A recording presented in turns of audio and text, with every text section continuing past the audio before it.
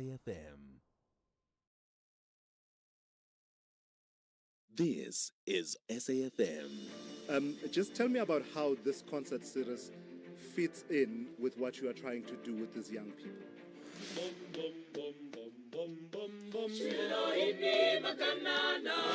The reality is that private funders do not just thoughtlessly throw their resources around.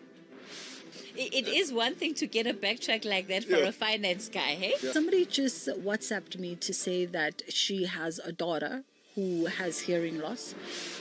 Corruption in South Africa has reached disgraceful levels. First things first, let's get to... Yeah.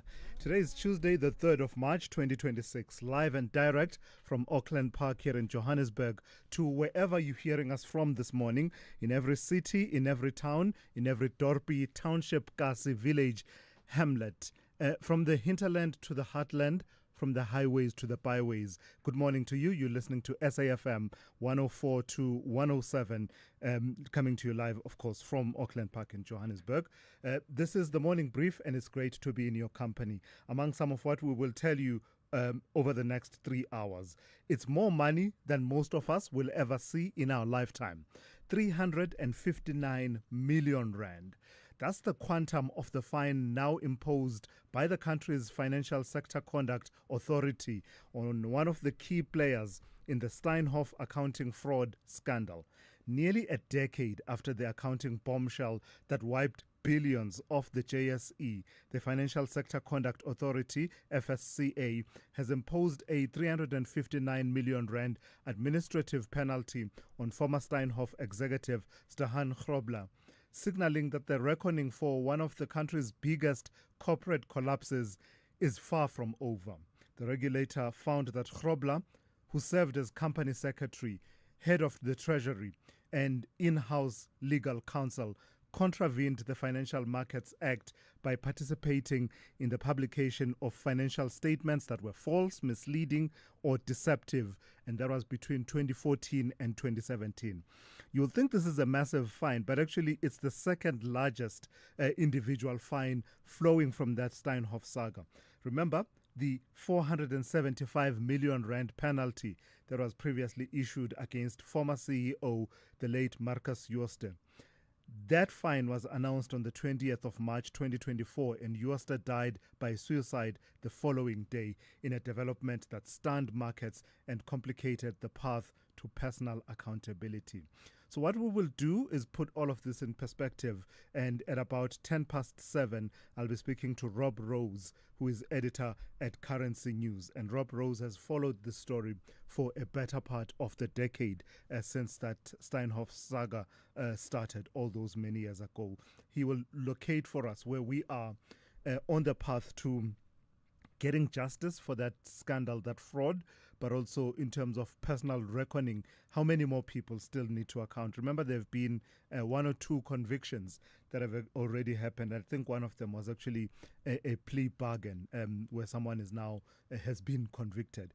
So just putting together where we stand as far as getting justice and accountability for the Steinhoff scandal.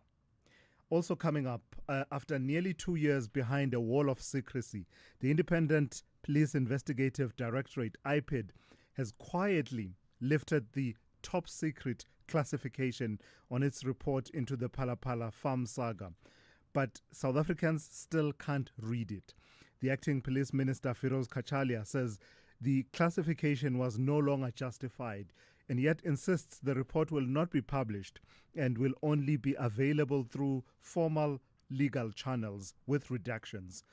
That has set the stage for a fresh confrontation with Action SA, which claims victory after threatening court action and argues the continued secrecy amounts to a whitewash protecting the president, President Cyril Ramaphosa. So we'll unpack what IPID was investigating in the first place, from the alleged mishandling of the 2020 farm robbery to questions about the conduct of the president, the Presidential Protection Unit, the PPU, and why this report matters well beyond that one incident in 2020 that occurred at a farm in Limpopo.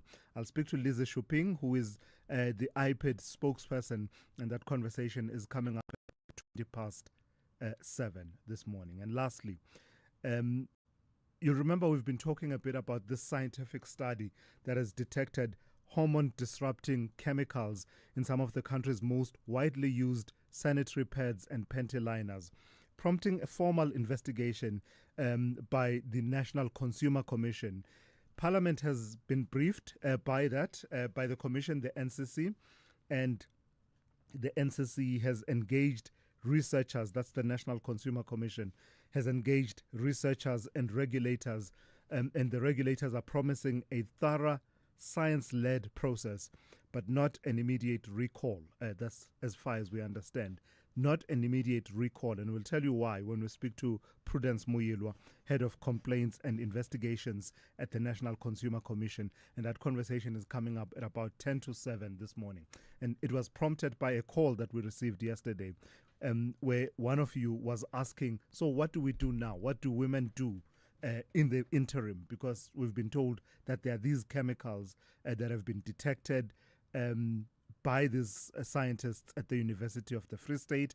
We're told there's going to be an investigation, but what happens in the interim? Those chemicals are called endocrine disrupting chemicals. So we'll unpack what they actually are, why long-term exposure matters, and whether current labeling and safety standards for menstrual hygiene products are robust enough. Prudence Muyilwa, Head of Complaints and Investigations at the National Consumer Commission, my guest at 10 to 7 this morning.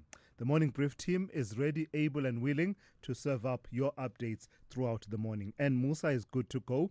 She'll give you news updates at the top and at the bottom of every hour, with quick headlines at the bottom of the hour. Zaikan will give you an update from the sporting front, both on and off the field. All of those developments coming up with Zai across the 3 hours. Melissa Puta is on standby to complete your picture with those stories that we believe are important enough for you to be aware of, but perhaps we don't have enough time to get to those stories this morning, and she will do that in her morning brief in brief. And of course, Ntauleng Lechela continuing to watch the markets for you and reporting on business, economics, and the markets throughout the 3 hours. And Sipho Mantula gives the thumbs up that he's got your Africa update once again. A quick roundup of news, some of the stories that you should be aware of on the African continent, as well as her diaspora this morning, including, of course, the historical archive that Sipho brings you on a daily basis. You complete the conversation. You make the conversations that move us. The number to dial, 086 000 2032. 086 000 2032. Your WhatsApp voice notes on 0614 104 107. This is the Morning Brief. Context, conversation, consequence. Starting now. In life's most challenging moments of loss, compassion can be your greatest comfort. You shouldn't have to face the financial burden of losing a loved one by yourself. Rest assured, Clientele's funeral plans pay out cash within 24 hours. You can cover up to 13 family members on one plan, ensuring all your loved ones are taken care of, and 3 children are covered at no additional cost. With Clientele, you are not just buying a plan, you are also buying peace of mind. When the time comes, you will need to make important calls with your 200 Rand airtime you will receive when you claim. Plans offer double accidental death cover as well as a transport, grocery and unveiling benefit. Apply today, it's easy. There are no medical examinations and no paperwork. SMS SAFM to 48031. That's 48031. Clientele Life is an authorized FSP and licensed life insurer. T's and C's online. Standard rates apply. Precision meets creativity on Color Your Plate this Sunday evening at 7. 4 contestants must create a gourmet meal using every part of the ingredients they choose.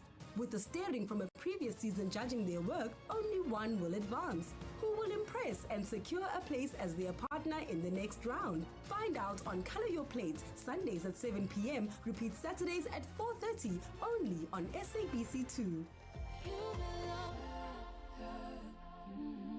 Big stories of the day. Hashtag the Morning Brief. All right, putting us in gear to start off on our journey is Melissa Puta, as always, with the morning brief in brief.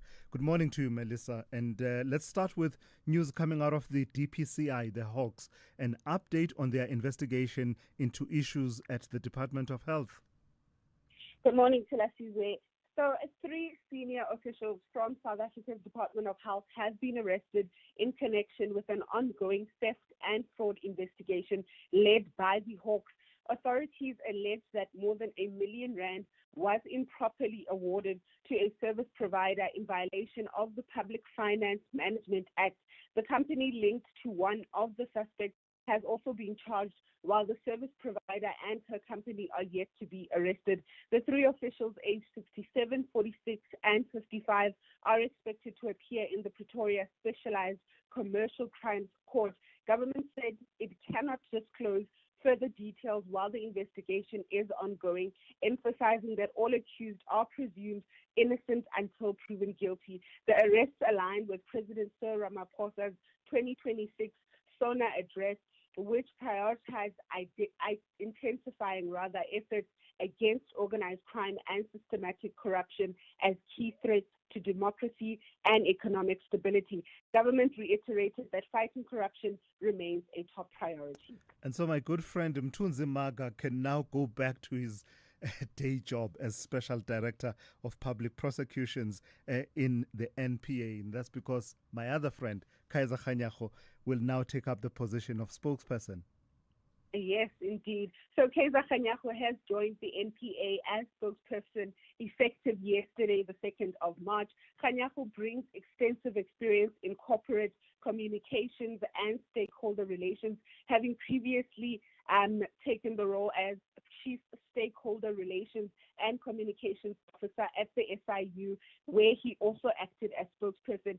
NPA boss Andy Mutibi highlighted that Khanyago's appointment strengthens the organization's communications capacity, supporting the implementation of the NPA strategy, annual performance plan, and quick wins action plan. The goal is to enhance proactive communication with internal and external stakeholders, improve public understanding of NPA work, and build public trust in the prosecuting authority's performance. And a big development in the political space that's got a lot of people talking. Tell me about the EFF and the SACP. So the EFF met with the SACP to rebuild left-wing unity and chart a shared vision for South Africa. The meeting, led by Soli Mapaila and Madala Masuku, included EFF leader Julius Malema, who welcomed the talk. Despite tensions between the SACP and the ANC, the parties agreed to form a joint working group towards a proposed conference of the left and a program advancing economic emancipation. They highlighted national crises such as unemployment, austerity, and energy insecurity, and emphasized shared positions on land reform, anti-imperialism, and state-led industrialization. EFF spokesperson Sinawo Tambo said the parties aim to rebuild worker confidence through measures like insourcing and cancelling student debts, while prioritizing energy sovereignty and state bank and banking reform. Both sides stressed that greater left unity is essential to counter right-wing forces and tackle South Africa's worsening socio-economic challenges. So it will be interesting to see how this partnership works. Yeah, it really will be. And what the ANC will make of it all, the SACP now talking with the EFF, could it be a game changer for left-leaning politics in South Africa? I wonder. Melissa, thank you for that. That's Melissa Puta with the morning brief in brief. Thulasizwe Simelane on SAFM. 21 minutes after 6 on the weather front. The Weather Service wants you to be aware of a yellow level 4 warning that is in place over the northern parts of Limpopo, mainly during the morning. That yellow level 4 warning is for severe thunderstorms with heavy downpours, damaging winds, hail and excessive lightning, resulting in flooding and damage to infrastructure and settlements. Then there's a yellow level 2 warning, and that one is in place over the central and northern parts of Limpopo until this afternoon. That yellow level 2 warning is for severe thunderstorms with heavy downpours, damaging winds, hail and excessive lightning, resulting in localized flooding and damage to infrastructure and settlements. The rest of your weather will be looking like this. Pretoria, Johannesburg, Vereeniging, Mbombela and Polokwane will be cloudy with scattered showers and thunder showers. Pretoria starts at a minimum of 18 and a maximum of 26. Johannesburg 13 to 25, Vereeniging 15 to 26, Mbombela 18 to 22, Polokwane 19 to 21. Mahikeng will be cloudy with isolated showers and thunder showers 16 to 26. Vryburg fine, becoming partly cloudy with isolated showers and thunder showers in the afternoon, 11 to 30. Bloemfontein will be fine, becoming partly cloudy in the afternoon, 10 to 29. Kimberley, fine, becoming partly cloudy in the afternoon with a minimum of 11 and a maximum of 32. Same conditions in Uppington, fine, becoming partly cloudy in the afternoon with a minimum of 14 and a maximum of 35. Cape Town will be fine, becoming partly cloudy from the late afternoon, 14 to 23. George will be fine, 10 to 23. Gqeberha, fine, 10 to 27. Gumpo City, formerly East London, fine, 14 to 28. Durban will be cloudy, becoming partly cloudy, 19 to 26. Richards Bay will be cloudy at first, otherwise partly cloudy with isolated showers and thunder showers, 17 to 27. And lastly, Pietermaritzburg will have morning fog, otherwise partly cloudy with isolated showers and thunder showers, 12 to 26. Worldview Update, bringing you closer to international or global news. 23 minutes after 6, global energy and financial markets were jolted after escalating military action involving the United States and Israel against Iran triggered sharp disruptions to oil and gas supplies. Production was halted at key Qatari liquefied natural gas (LNG) facilities following attacks, while fears mounted over the effective closure of the Strait of Hormuz, a vital artery for global energy trade. As a result, gas prices surged, oil jumped to a 14-month high, and stock markets fell across Europe, Asia, and the United States. Let's speak to Timothy Walker, Maritime Project Leader and Senior Researcher at the Institute for Security Studies. Good morning to you, Tim, and thank you for your time. This is, in a way, the realization of many fears that we harbor about disruption in the energy supply and the flow of trade, isn't it? It is, yes. Good morning to Thulasizwe, and good morning to everyone listening, and thank you for having me on the show. It is the realization of long-standing fears. When you look at the geography of the region, to get 20% of the world's oil demands, as well as fertilizer and liquid natural gas, out of a very small maritime channel, which can be effectively easily closed by one of the large states bordering it, namely Iran, who has threatened to do so for a long time. It never actually has done it, and it's only so far said it's going to close it. But the fact that it's got mines, it's got vessels, it's got ballistic missiles, and it's said that it's prepared to shut off this vital energy supply to the world, basically, but in particular to East Asia, economies like like India and China and Japan are very much dependent on the oil continuing to flow from this part of the world. So by putting pressure there, it really does choke off most of the global economies and has a real economic fallout. Timothy, I suppose the dramatic nature of it doesn't really crystallize until you've looked at the map in terms of which countries are we talking about, and just that narrow strip that you keep describing. The countries themselves talk to what kind of energy products are coming from those countries. Just describe that for us, because it is that area around the Gulf of Oman, is it? Yeah. No, well, the Gulf of Oman is the entrance or the exit, depending how you look at it, yes, into the Persian Gulf. And the Persian Gulf is where you have some of the largest oil producers in the world, and some of them who have no alternative but to ship their energy products out through this channel, namely Kuwait, Bahrain and Qatar. and like Qatar is responsible for at least 20% of the liquid natural gas around the world, and they've already announced they're shutting that down. Iran is increasingly targeting the energy infrastructure and refineries of countries, including Saudi Arabia as well. Saudi Arabia has alternatives, not as big as using ships, but pipelines to other parts of its coastline far away from Iran, which it could use. But these countries don't have any alternative, and what happens to them if their ships or the oil that they produce is bottled up within the Persian Gulf and it can't get out, is that the prices start to increase everywhere else as well. Even if it's only 20%, it might not sound a huge amount, but actually that is enough to spike the price. And you've mentioned it being jolted, and we're already seeing that price rapidly increase. Some of these countries who are members of OPEC, the oil producing countries, sort of cartel as it were, have said they're going to increase production to try and minimize the price or increase. But the countries who are able to produce that oil increase are actually the ones who are still bottled up.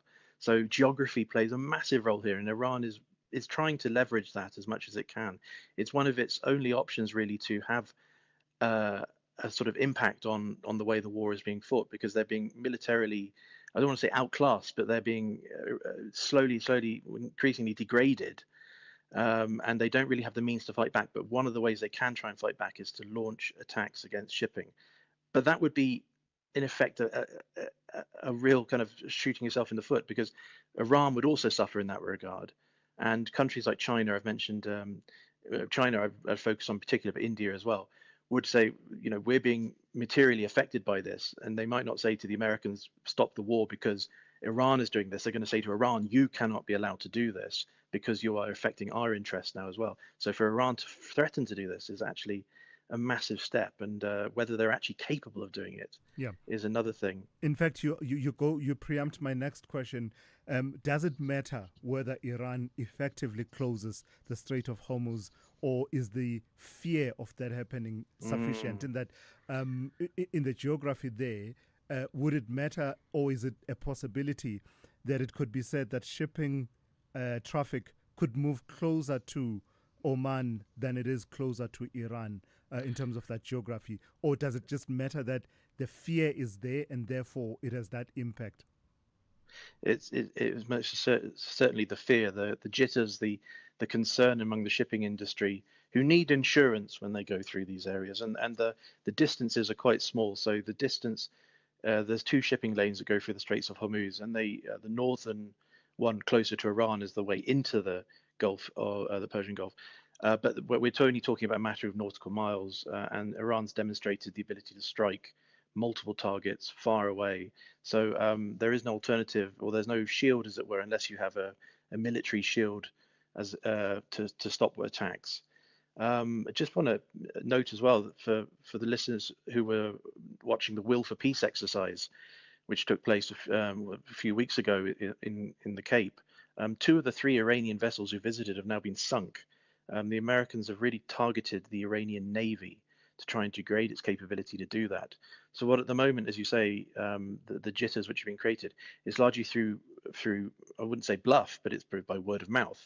Whether Iran can follow up on this now, given it's losing its navy, it might have to rely on really damaging tactics and weaponry, which might even affect its own shipping, or might not be very well targeted.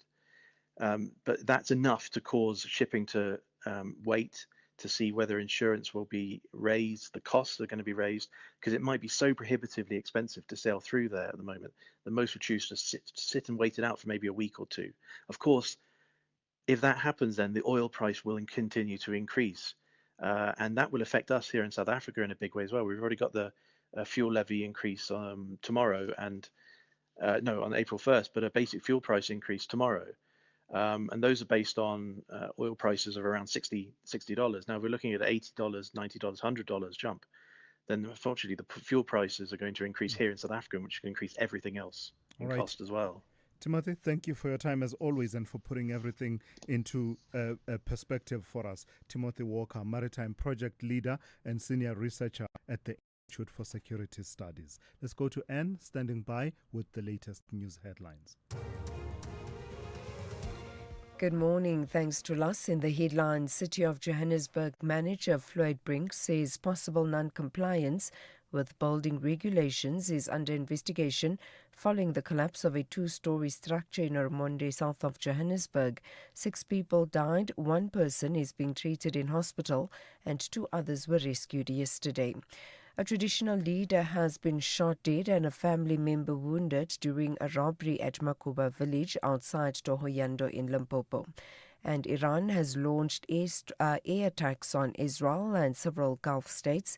Saudi Arabia says 2 drones hit the U.S. embassy in the capital, Riyadh.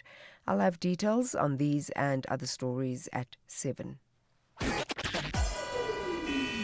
SAFM, guiding you through the rush hour traffic. It's a busy one coming in from the south side of Joburg this morning. Got a crash on the N1 North near the Golden Highway at Devlin. Now, that's a high-volume route this time of the morning. So if you're coming from Protea Glen, if you're coming from Eldorado Park or up from Crossmere, some really big delays starting to build up on the N12 Potch Highway through Deadman's Bend and up on that M1 in towards that crash into Devlin. Staying south, Soweto Circle jam-packed, Soweto Highway and Klitsrow Valley Road into the circle. Very heavy backlogs there. Roadworks on the N3 North at Van Buren causing backlogs coming out of Germiston and Alberton. Those roadworks there back on a sort of permanent basis. So what you're sitting through this morning is likely to be quite a regular occurrence until they're lifted. The Mike 1, the usual queues on Monday through to Empire Road, but then you get heavy surprise queues awaiting up between Houghton Estate and Sandton. Looks like something going on that Mike 1 North before Grayston Drive, and it's a really heavy backlog today. Lots of traffic coming in from northern parts of Pretoria, the Soutpanburg Road, or Soutpan Road, I should say, Soutpan Road, the M35 out of Shoshanguve, heavy into Onderstepoort. Plenty of traffic all over the Mopani Highway inbound as well today.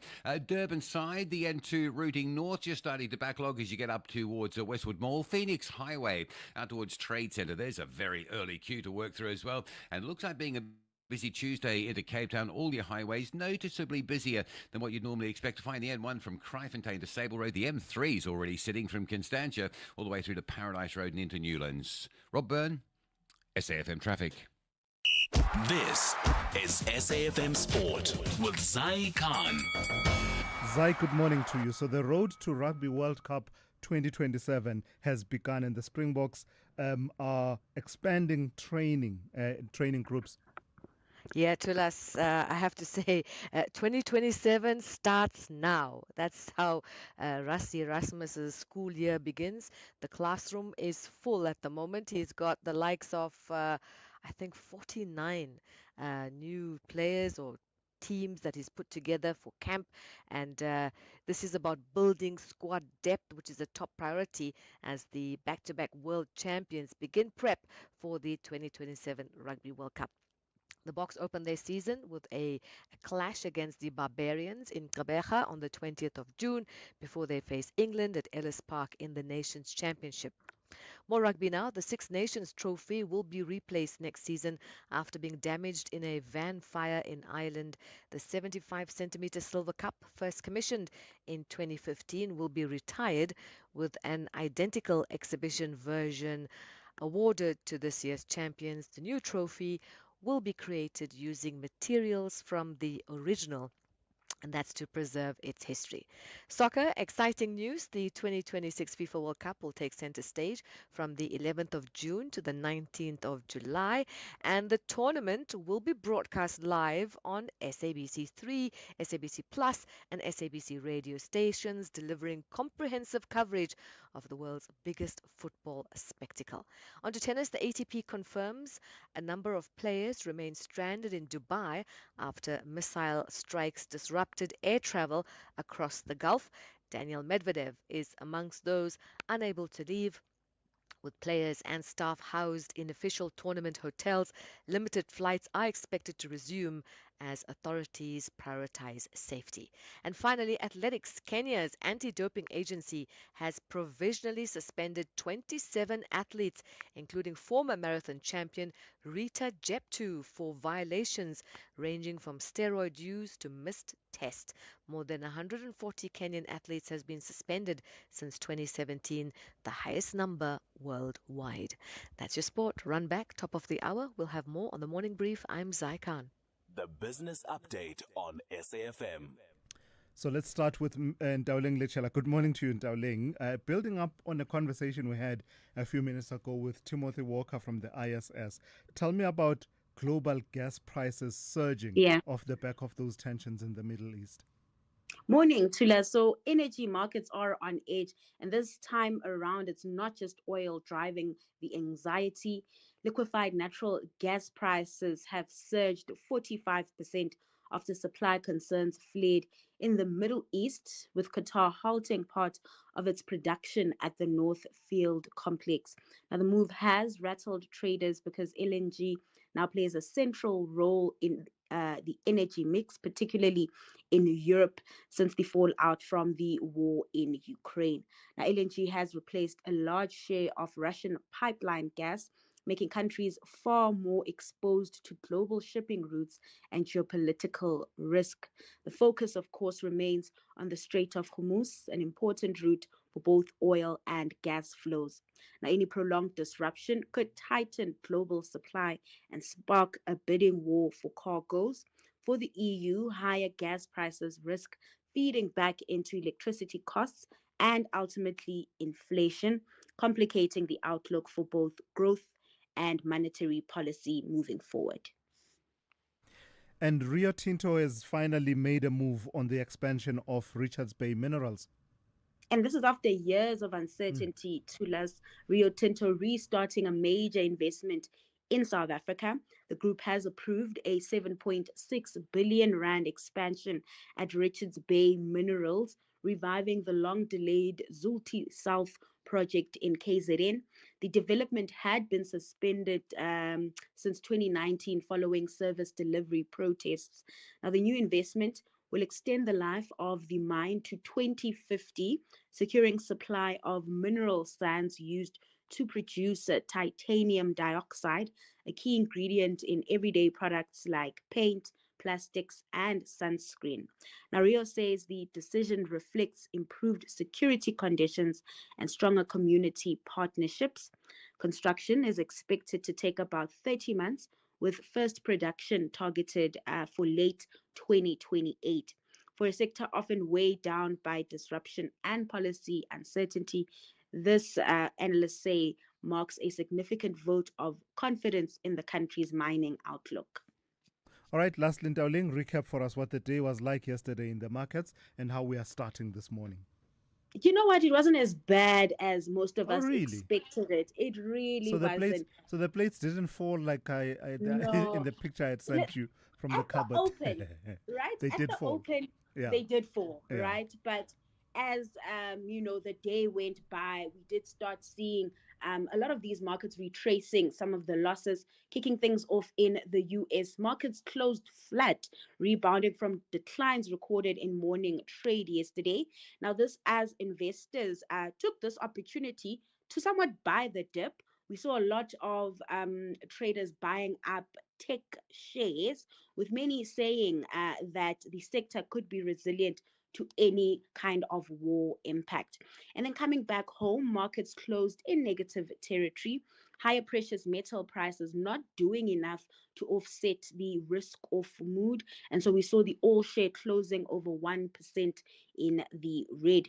Interestingly, the dollar is being viewed as a safe haven again after months of the currency being sold off, and that weighing on the local unit. It's at 16.09 to the greenback. Some gains though in the pound at 21.56 and 18.81 to the euro. And then looking at energy markets, particularly oil, crude holding on to gains, trading at around $77 a barrel. Of course, tensions flaring over in the Middle East continue to be in focus. And then lastly, in Asia, we see markets on that front opening the day pretty mixed as traders continue to watch what plays out between the US and Iran. Ntaoleng, thank you for that. We'll touch base with you once again just after 7:30. Africa Update on SAFM. And for that, as we always do, we turn to Advocate Sipho Mantula. Sipho will cover quite a number of stories for us this morning. Firstly, he's got an update out of Kigali, Kigali-Washington relationship and what has transpired there. but also continuing on the theme of framing the situation in Iran from an African perspective. So that's part of what Sipho Mantula will be covering for us this morning. And of course, he also does have a story coming out of Zimbabwe from Harare, and talking there about issues to do with correctional services and all of those issues. We'll try and connect with Sipho. Give us a moment, and then we'll come back to Sipho in just a moment. This February, fall in love with friendships that feel like family. Old bonds, new beginnings, and chapters that remind us why love, in all its forms, matters. The story comes full circle in The Best Man, the final chapters, where love, loyalty, and life collide one last time. Because some stories stay with you long after the final scene. The Best Man, the final chapters, weeknights 7 p.m. only on S3. Open up.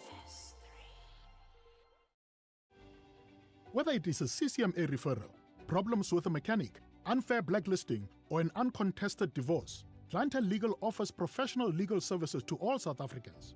Our plans are affordable, and you receive up to 745,000 Rand worth of legal services per year. We cover civil, criminal, and labor-related matters. Our nationwide legal teams are standing by to support you 24 hours a day. Plus, all plans include a 5,000 Rand bail benefit. Join today. SMS SAFM to 32195. That's SAFM to 32195. Clientele General is an authorized FSP and licensed non-life insurer. T's and C's online. Standard rates apply. It's all about meat-free meals on Color Your Plate this Sunday evening at 7. 4 contestants compete to prove that a midweek family meal can be hearty, nutritious, and full of flavor, even without the meat. With a steering from a previous season watching closely as guest judge, the stakes are high. Who will earn their approval and cook alongside them in the next round? Find out on Color Your Plate Sundays at 7 p.m. Repeat Saturdays at 4:30, only on SABC2.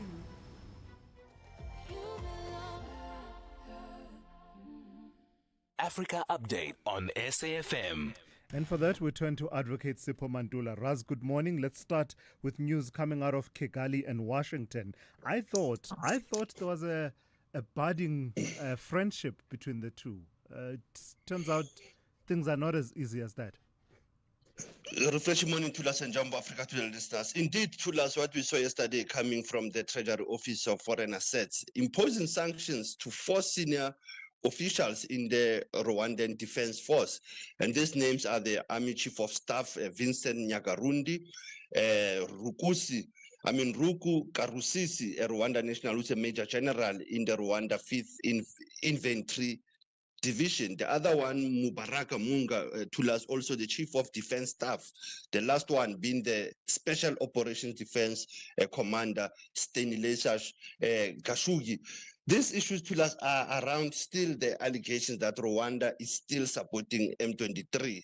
Hence, they are putting those sanctions against and blatantly saying the violations of the Washington Peace Accord, but also they are saying the Rwandan Defense Force is actively supporting training and fighting alongside M23, Thulas, in the crisis that we know in the Eastern DRC. So as you have lamented, you have praised it, others are lamenting to say that it seems that the relation between Rwanda and the US is fading away.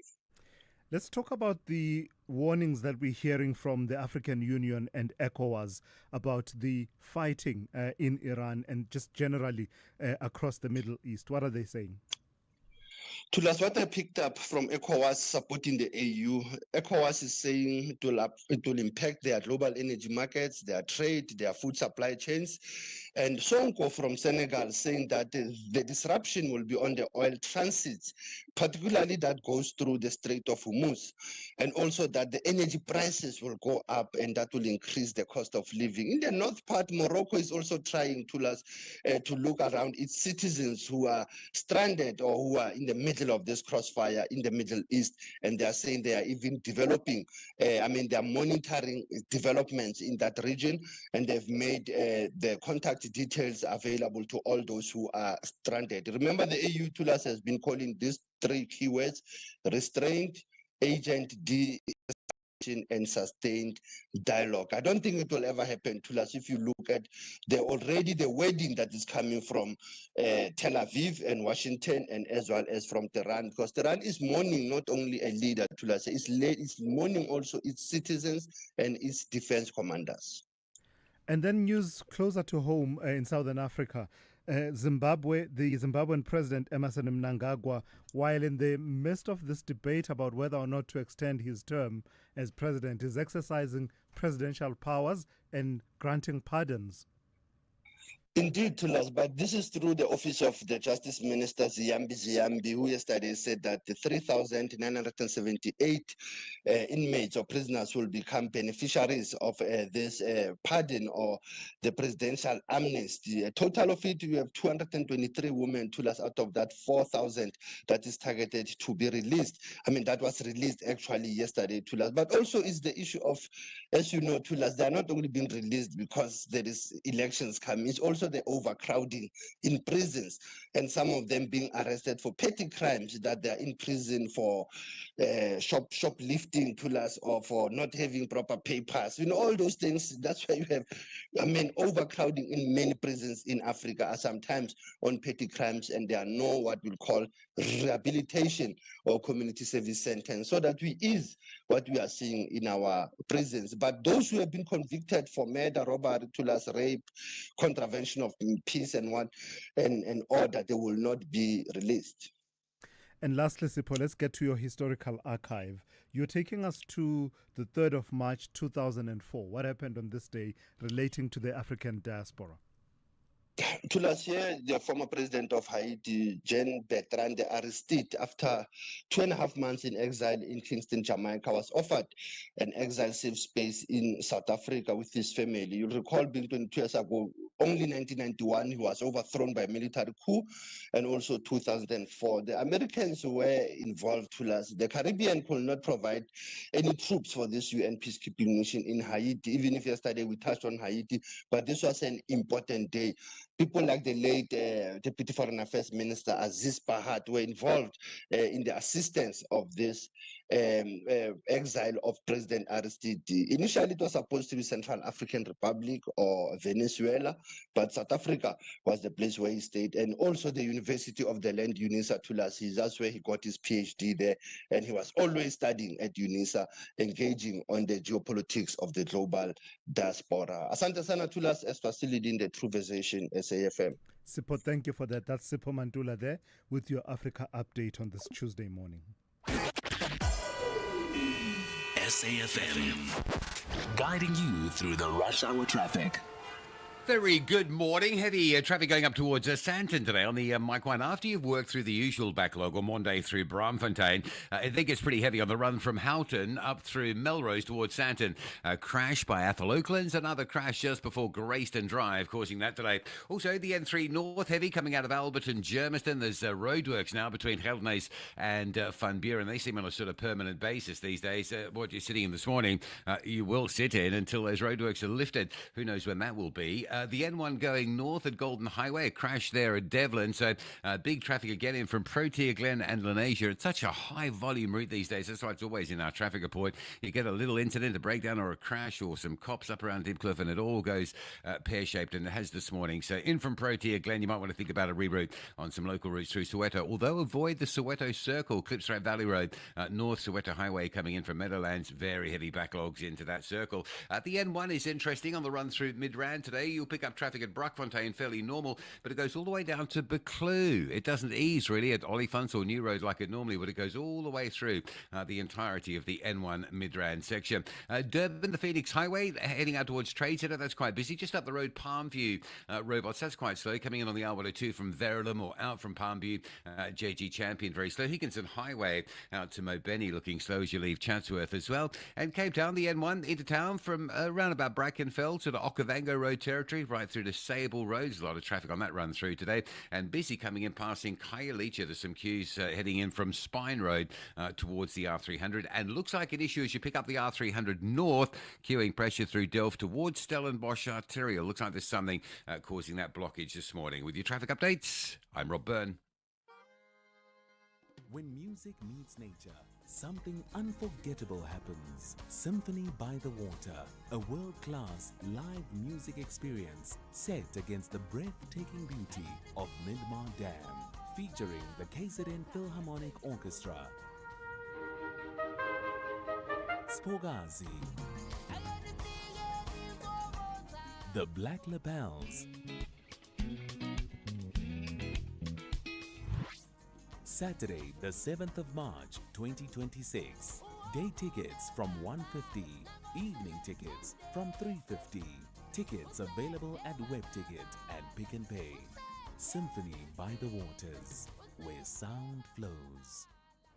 As you're getting to wherever you're going, all these trucks you're dodging, that's billions of rands in motion. Imagine that flow stopping because drivers must swap SIMs for better signal. That's an expensive pause that your business can't afford. Don't let bad tech choices get in the way. Switch to a reliable, stable network because nothing should stop your business. Call 084 1234. Cell C. This February, fall in love with the journey. No phones, no flights, just determination, connection, and the open road. From breathtaking landscapes to unexpected challenges. Race Across the World is back. Bigger, bolder, and more emotional than ever. Because sometimes the best way to find yourself is to travel together. Race Across the World Season 4, Thursdays at 6 p.m. only on S3. Open up.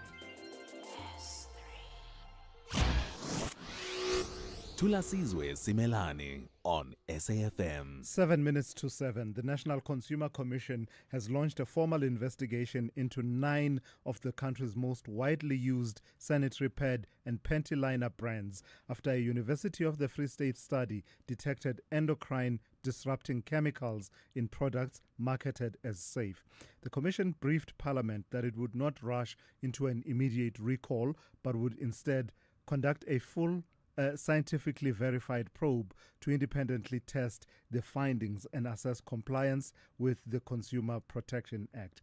You'll remember a couple of weeks ago we spoke to Professor Dion Fesser from the University of the Free State, who was part of those that did the study that found dozens of sanitary pads and panty liner products sold in this country contain those endocrine disrupting chemicals. Take a listen to an excerpt from that conversation. I think the main thing I want to tell your listeners is that we're not trying to create a panic here or any big show here. This is science. We've looked at them and we've reported on the results. Now the time is to get the conversation started about female health and to get manufacturers and regulators talking to each other so that we can get these products cleaned up. It is not necessary that we have them in menstrual health products. They can be made without these chemicals, and they can be made with using natural products. So Professor Fesser, they're talking about getting a conversation started. The conversation has well and truly started. Yesterday, we got a call from one of you who was asking what women should do with the sanitary pads and products that they already have. The sanitary towel thing. Yeah, because I went to the shops over the weekend to try and get an alternative, but when I got there, I was confused. Which alternative? Which ones must I buy now? Because I only know 5 brands that I shouldn't buy, but the 4 others, their names were not mentioned. So please, get them. And then what should we do with the sanitary towels that are in our houses? Should we take them back for a refund? These people, So these people are here to answer for themselves. Prudence Muyilwa is Head of Complaints and Investigations at the National Consumer Commission. Good morning to you and thank you for your time. So as you can imagine, there are many women across the country, women and girls and other people, men and everyone who's really concerned with this situation that are asking themselves, what's the status then of these sanitary pads and panty liner products as you go into your investigation? Yes, good morning. And I like what the professor said at the end, to say that this was not meant to create panic, but unfortunately it did. You must remember this is a product that is used in almost all the households. We have women and girls, of course, in certain instances, men as well who use this product. So to say that it was not meant to create panic is something else, but that's not where we're coming from. So the National Consumer Commission is indeed concerned as well. We've gone through the study, we've engaged with the professor and his team several times now. And I think the more we engage on this, the more we realize that perhaps the kind of panic that it created, indeed, it was really never meant to create such panic.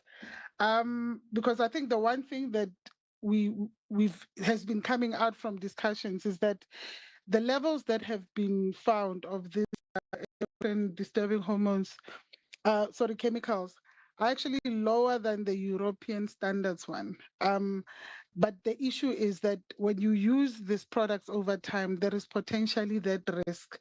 However, at this stage, talking to the doctors even this week and other scientists, is that it has not necessarily been proven because clinical trials have not been performed on humans to check whether or not this is the case. However, from our perspective, obviously the National Consumer Commission has a responsibility to get to the bottom of this, to make sure that even as the conversation is happening, we make sure that there is compliance with the Consumer Protection Act, as well as to ensure that there isn't real harm to consumers in South Africa. Hence, we started this investigation.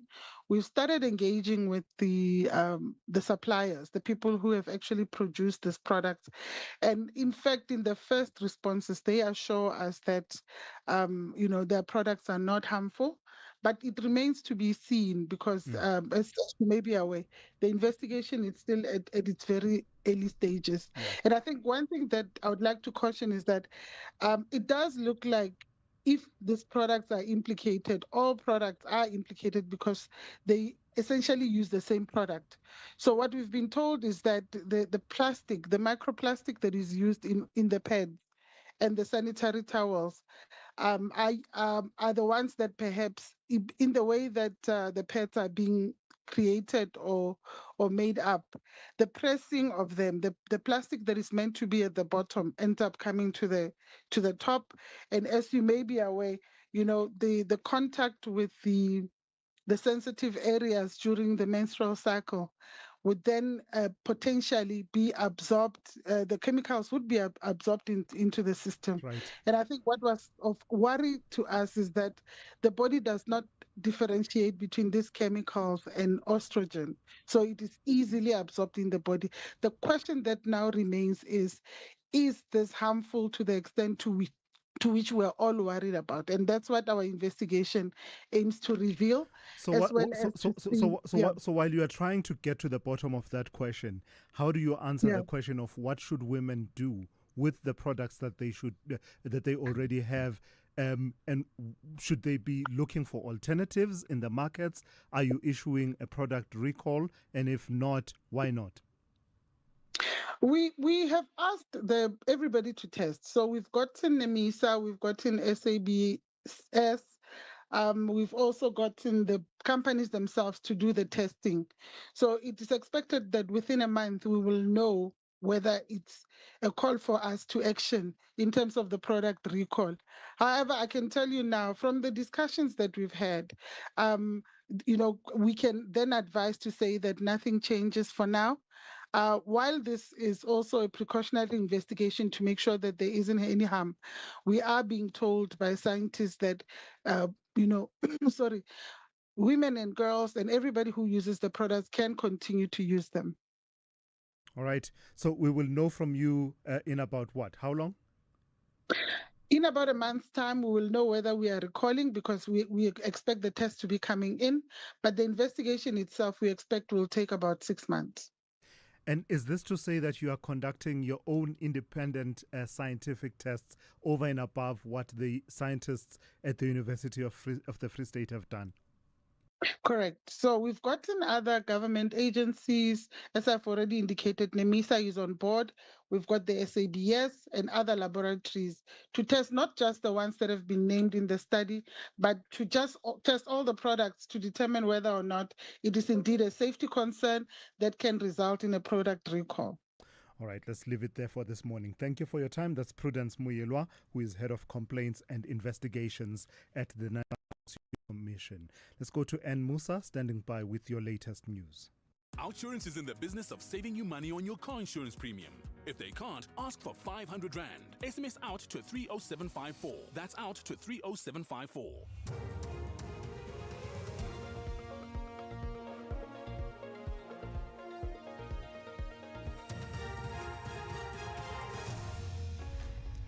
In our top stories, City of Joburg probe into fatal building collapse, and McPherson takes action against former MK MPs. Good morning. City of Johannesburg manager Floyd Brink says possible non-compliance with building regulations is under investigation following the collapse of a two-story structure in Omonde, south of Johannesburg. 6 workers were killed in the collapse yesterday. 3 others sustained injuries. 3 people remain unaccounted for. Brink says no approved building plans have yet been found. We cannot seem to find any form of approved plans because in an area like this, you should have had an SDF as well as any approved building plans. So at this point, we do have our engineers on site as well as our building control officials, and we are now busy to look at the structural integrity of this particular building. A traditional leader has been shot dead and a family member wounded during a robbery at Makuba village outside Tohoyando in Limpopo. 59-year-old Chief Ntekedzeni Makuba was shot by armed robbers wearing balaclavas inside his home. Police say the robbers demanded vehicle keys and money.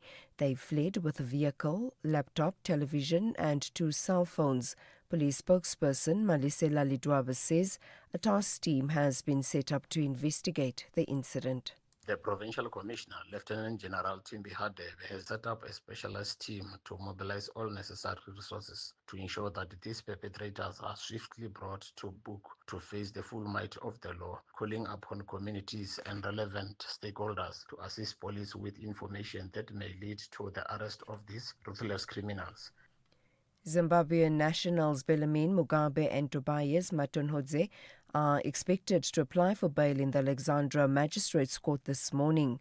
The pair briefly appeared in the same court last week.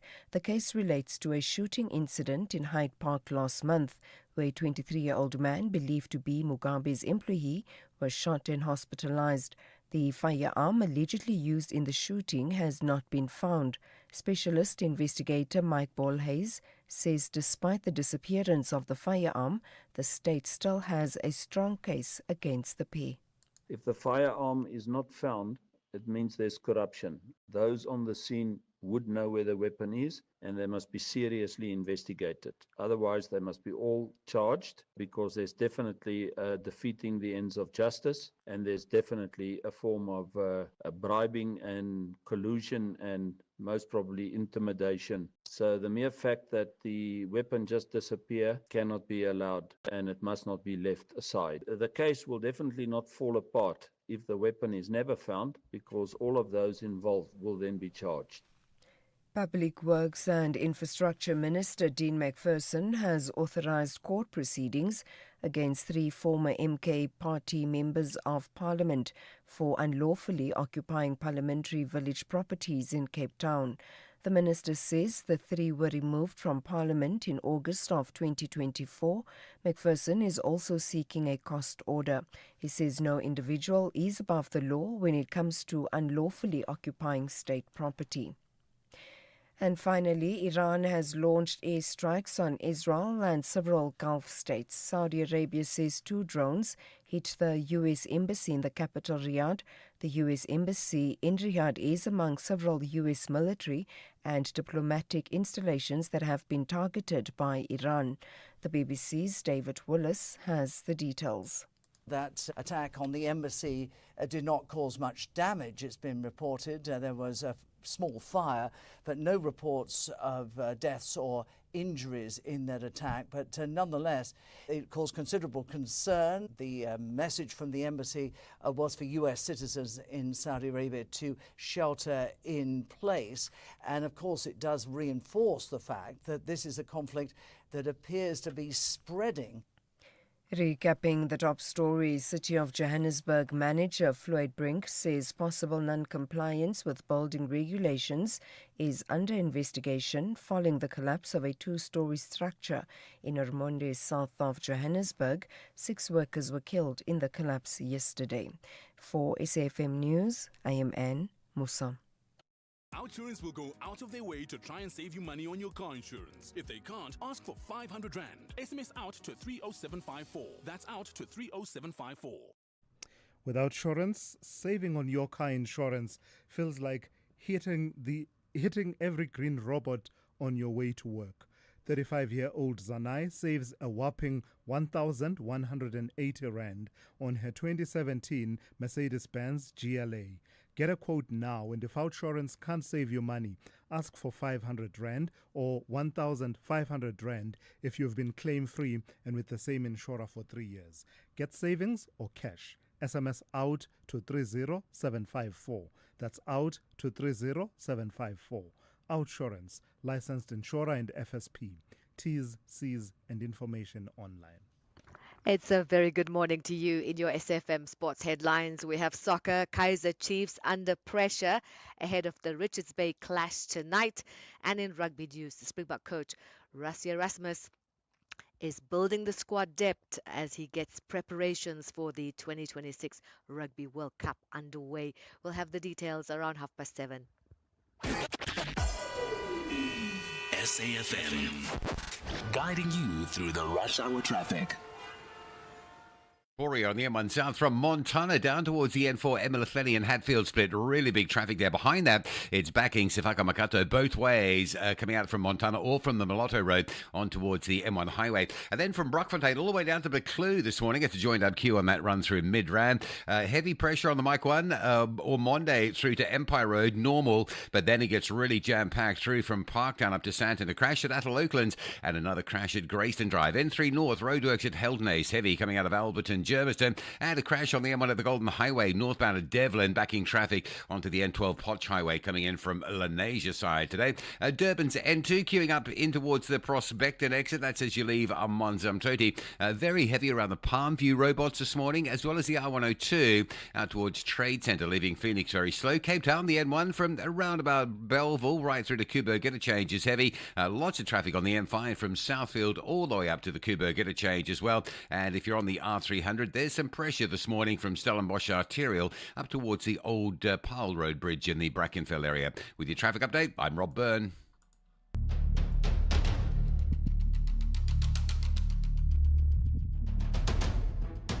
The Morning Brief with Thulasizwe Simelane. Weekdays, Monday to Friday, 6 to 9 a.m. The Morning Brief with Thulasizwe Simelane. Weekdays, Monday to Friday, 6 to 9 a.m. It's just gone 9 minutes after 7. Welcome to the second hour of the Morning Brief on this Tuesday, the 3rd of March, 2026. It's great to be in your company. Among some of what we will cover in this hour, we'll start off with the conversation around the Steinhoff fraud that occurred nearly a decade ago, really. The consequences continue to flow. The latest being the Financial Sector Conduct Authority, FSCA, imposing a whopping 358.75 million Rand administrative penalty on the former Steinhoff executive, Stefan Grobler. And we're told that this signals that the reckoning for one of the country's biggest corporate collapses is far from over. Just how far is it from over? Rob Rose, editor at Currency News, will join me in the next few minutes to connect the dots for us. Where do we stand in terms of a full reckoning with that accounting fraud that occurred. And Rob has been tracking that story and will give us an update and put everything into perspective for us in the next few minutes. Immediately after that, we talk to Lise Shuping, spokesperson of the Independent Police Investigative Directorate, the IPID. And the reason we're talking to Lise is because after nearly about two years of secrecy, and exactly 5 years since the theft of foreign currency at President Cyril Ramaphosa's farm in Limpopo that triggered all of these investigations, the IPID full report into the Palapala farm saga has finally been declassified. So it was classified top secret. Now that top secret classification is gone. But guess what? Doesn't mean that it will be published.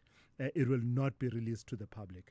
The acting police minister, Firoz Kachalia, confirming that IPID has lifted that top secret status on the 2nd of February already, and saying that the classification was no longer serving the purpose it once did. We'll try and see how much we can get out of Lise Shuping, given that the report itself is declassified, but it's not being made public. So we'll talk to Lise Shuping from IPID at about 7:20 or thereabouts. Your calls, put them through to 086 000 2032. 086 000 2032, or you can send me a WhatsApp voice note or even a message on 0614 104 107. Let's get into it. The second hour of the morning brief on this Tuesday starts now. This February, love the truth, no matter how unsettling it is. They were called accidents, a slip, a fall, a tragic mistake. But what if they weren't? Fatal fall, murder or accident investigates suspicious deaths from balconies, staircases and cliffs, where one question refuses to go away. Did someone push them? Through forensic science and haunting testimony, the truth is uncovered. Fatal fall, murder or accident. Tuesdays 6 p.m. only on S3. Open up. This February, love staying informed. As your day winds down and the evening begins, Primetime News moves to a new home. Weekdays at 6 p.m. The stories that matter, the context you trust, the news that connect you to South Africa and the world. Because loving what you watch also means trusting what you hear. Primetime News is weeknights at 8 p.m. only on S3. Open up. Thulasizwe Simelane on the Morning Brief. Weekdays, Monday to Friday, 6 to 9 a.m. 13 minutes after 7, nearly a decade after the accounting bombshell that wiped billions off the JSE, the Financial Sector Conduct Authority, FSCA, has imposed a 359 million rand administrative penalty on former Steinhoff executive Stefan Grobler, signaling that the reckoning for one of the country's biggest corporate collapses is far from over.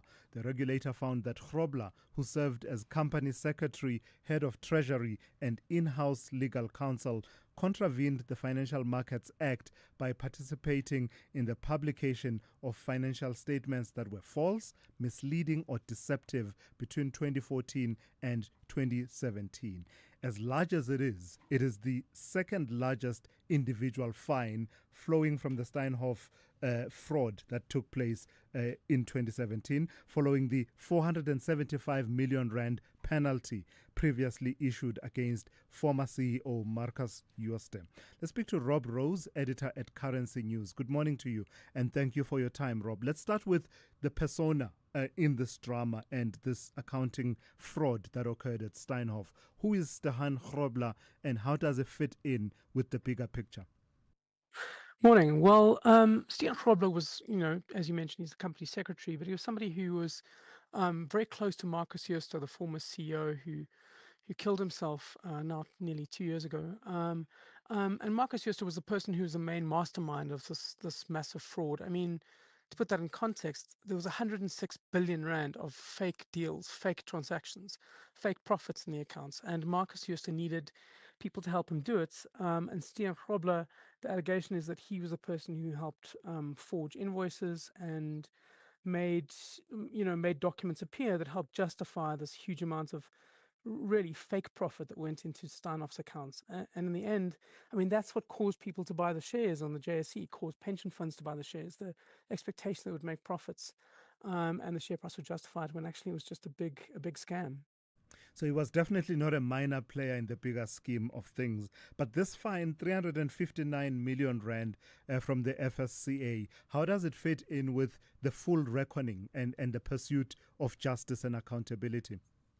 Well, look, I think it's a cosmetic fine in a way, because I don't think Steyn Grobler has the money to pay that.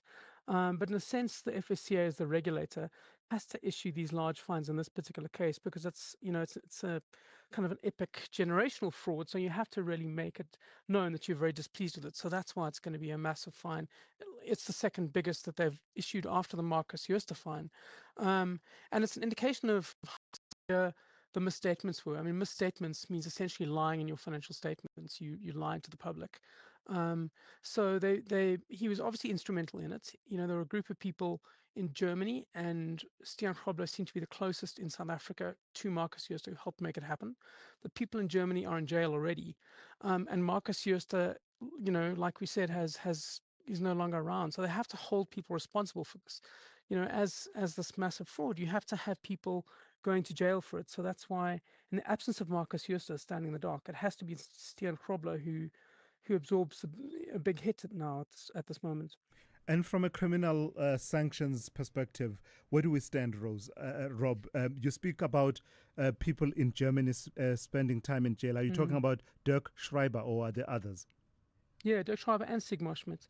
I mean, both of them were former executives of Steinhoff Europe, and what actually happened is that Marcus Jooste would use a lot of the German entities to create fake deals and say, look, we got a whole lot of rebates from European retailers, and we made an extra 100 million here, and they would stick that into the profits. So they're in jail in Germany, like you said, Dirk Schreiber and Sigmar Schmidt. Justus gone, the former finance director, Ben Lachranji, is already serving jail time in South Africa, and as part of a plea deal he took, I think now nearly 2 years ago. And so Steyn Grobler is the most senior person still not in jail, still to face a reckoning for this. It says a lot that on the day that Jooste was meant to appear in court, it was Steyn Grobler and Marcus Jooste meant to be in court together.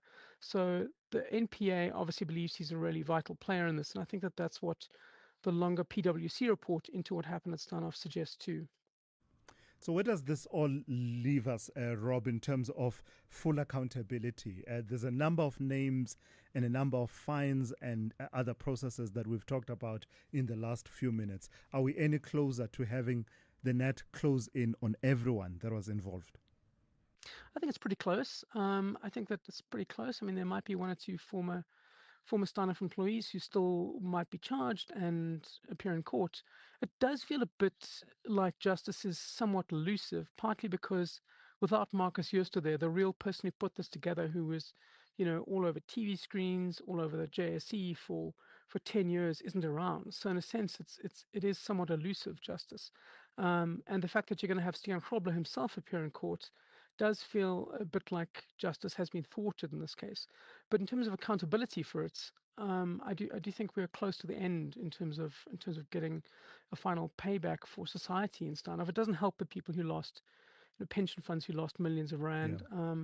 But the very fact that the NPA and the Hawks have been able to put people in prison in this particular case is itself a victory, given how weak our crime-fighting apparatus has been when it comes to white-collar crime especially.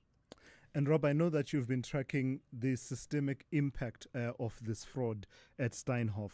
What reckoning did it force on the financial markets in this country and the entirety of the financial system, and how these matters are dealt with? In other words, did we see that moment of awakening that says it's time to tighten where systems may have been loose, allowing for this scandal? Oh, I think it absolutely did. I mean, I think that you had a situation where you had a corporate sector that was I wouldn't say quite arrogant, but very complacent. They believed that they had the best governance in the world, that South Africa's corporate system was, at the top of the tree. And this just proved, actually, no, you have a board of directors of Steinhoff, which literally you couldn't get a better board if you wanted. They had 3 PhDs in accounting, and they had the country's biggest accounting scam. So, I think it caused a lot of reflection about the way that non-executive directors and boards do their job. I mean, do they do their job? And I think auditors also realize that, you can have such a massive fraud over 10 years seep just completely go past you. So I think that the auditing profession it's already been in flux. You had other issues. You had Tongaat Hewlett, you had EOH, you had the VBS mutual bank saga, all of which kind of cast attention on auditors and how they don't seem to catch fraud. And I think the public expects them to. So I think there's been a reckoning, and I don't think specifically the questions around auditors have been fully answered. All right, Rob, thank you for your time and your insights as always. That's Rob Rose, editor at Currency News, who's been tracking that story really for the better part of the last decade, if not decade and a half or so. The Cottagers are confident they will control the tempo at home and move the ball with purpose. And now it's a chance for Raul. Is that handball? It's in the net. Raul Jimenez has done it again. Meanwhile, the Hammers arrive with power, pace and extra edge to conquer the London derby. Going forward towards Sojek! It's Thomas Sojek for West Ham United, not long after half-time. This is the Premier League. Be part of the derby that never disappoints. Fulham FC versus West Ham United on Wednesday, 4 March at 9 p.m. Live on SABC Plus and SABC 3. Proudly brought to you by SABC Sport. For the love of the game. The Rockets are fired up and ready to blast their way into the semi-finals. But Spears are prepared to sweat every minute for a win to leave Giants in tears. This is the Nedbank Cup quarterfinal. Kiona Yaruna. Cax TS Galaxy versus Jackson Spears FC. This Sunday, 8 March at 2:30 p.m. Live on SABC Plus and SABC 1. Then on SABC radio stations at 3 p.m. Proudly brought to you by SABC Sport.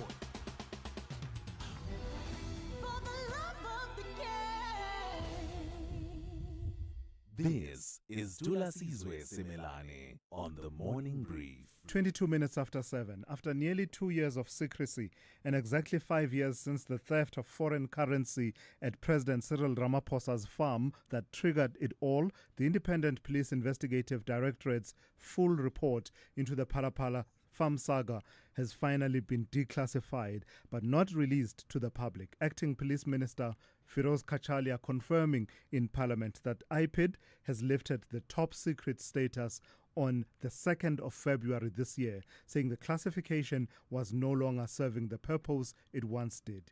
Yet, despite that shift, South Africans remain largely in the dark because the report will not be published and will only be accessible through formal legal processes under the Promotion of Access to Information Act, PAIA, and even then, heavily redacted.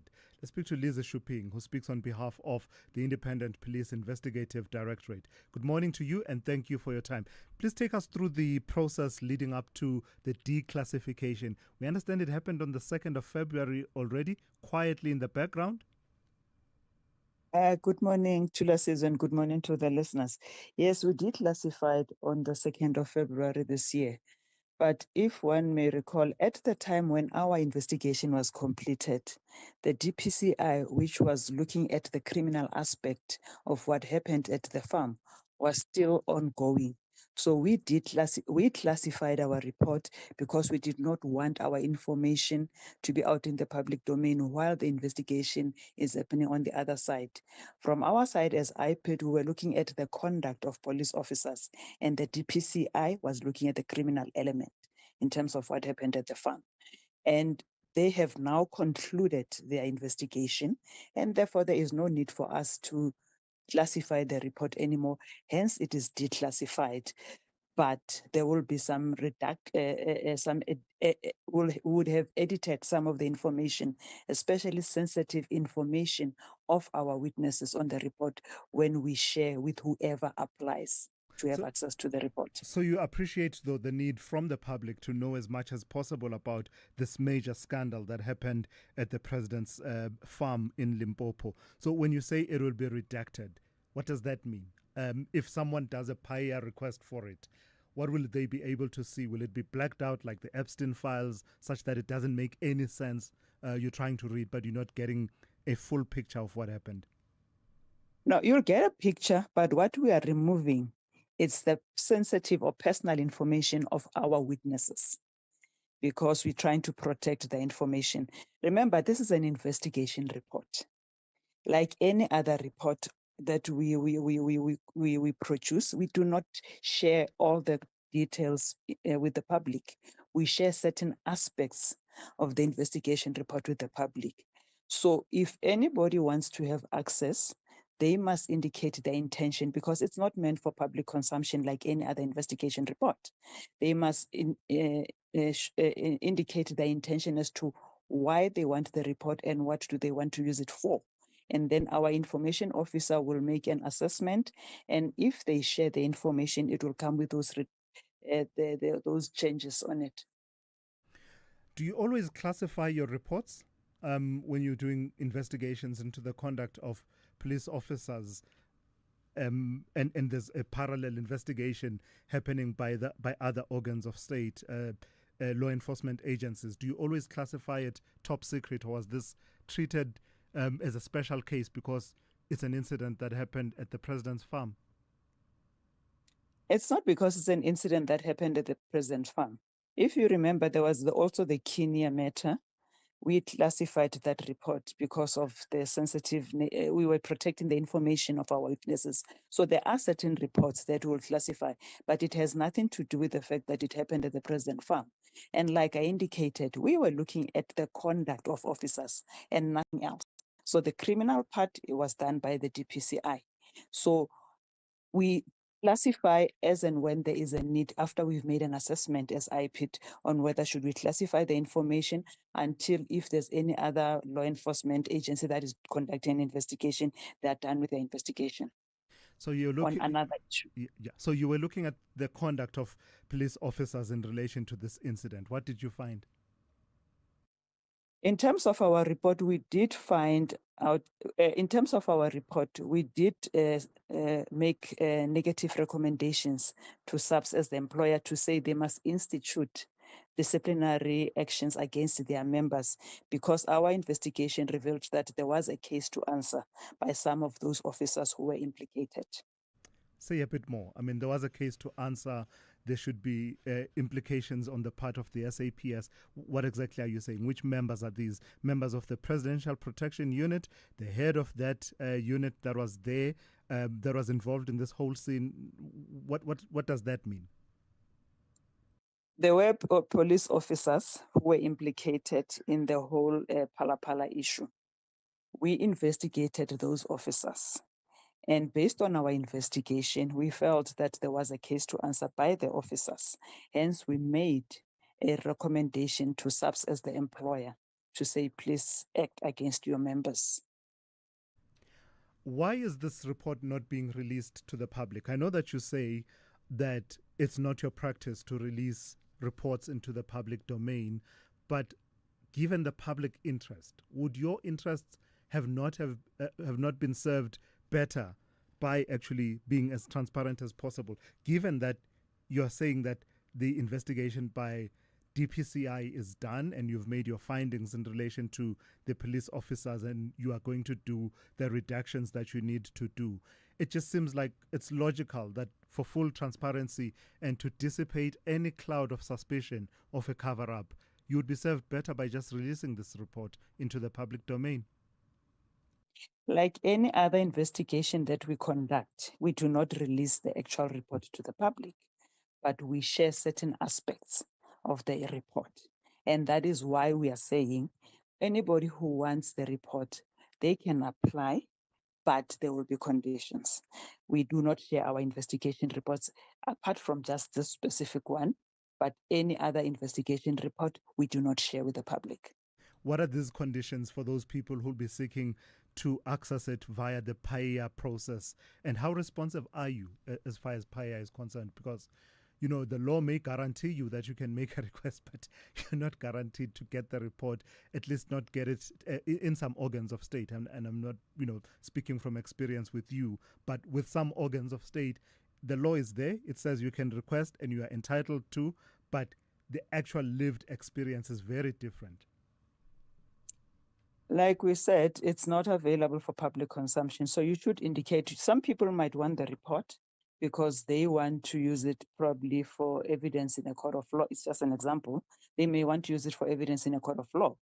We might consider that. That is what I'm saying. The information officer will assess all the applications and make a determination as to whether they should share the report with whoever the applicant is or not.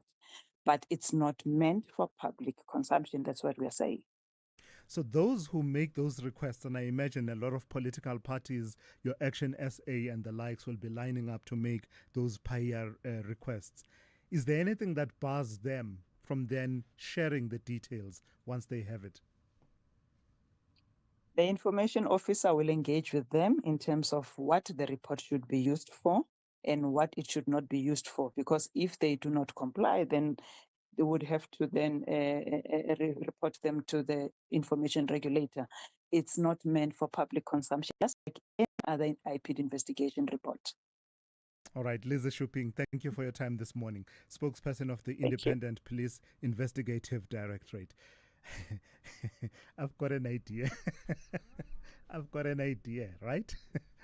Let's all request this report and frame it in terms of defending. I'm pretty sure you can frame it very nicely.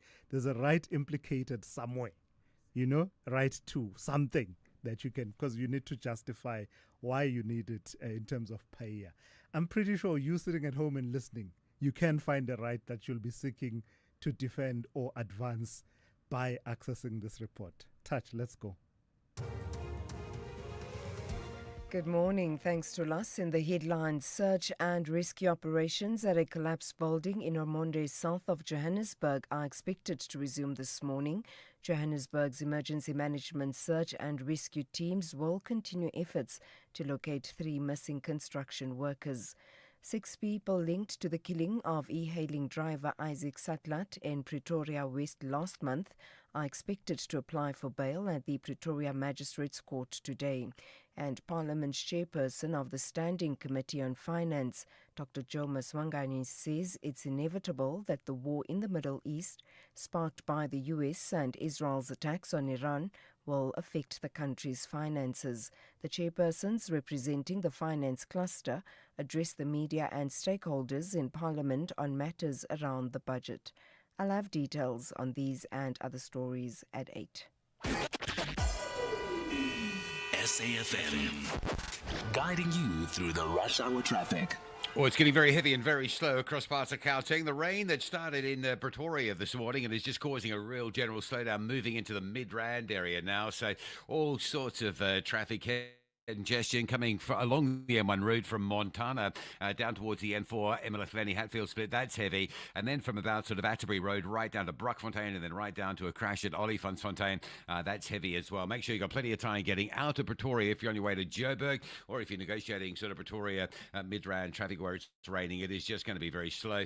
Big traffic coming up the Mike One into Joburg, Boysons all the way to Grayson. A couple of earlier crashes on that run through this morning at Melrose and in Sandton. N1 looking heavy as well from 14th Avenue all the way around to Rivonia Road. Of course, we are beginning of the month, early month, so we do have big volumes all the way across the region and across the nation. In fact, the N1 relentlessly heavy coming from the Potch Highway from Eldos and Lenasia on your way to Deepcliff Interchange. In the N3 North, roadworks, permanent basis between Heldenace and Van Buren. And the queues you're stuck in coming out of Germiston and Alberton will be a daily thing to get used to until those roadworks are cleared. Crash leading Pietermaritzburg on the N3 just before Market Road, causing some delays. Breakdown on the N3 just going into Keeridge Cliffdale. Left lane is closed, so starting to backlog on the way towards Pietermaritzburg this morning. In the M4 Southern Freeway, heavy coming through Congela and Umbulo up towards the Esplanade and Central Durban. Cape Town jam-packed on the R300 from Delft all the way through to around the Old Oak Road Bridge in the Brackenfell area, and plenty of traffic on the M3 this morning from Constantia right through to about the UCT exit. Also that Redham Circle, dreadful. If you haven't done the Redham Circle this time of morning, just don't do it. Between Tokai and Westlake, absolutely jam-packed along Steenberg Road both ways. With your traffic update, I'm Rob Byrne. This is SAFM Sport with Zai Khan.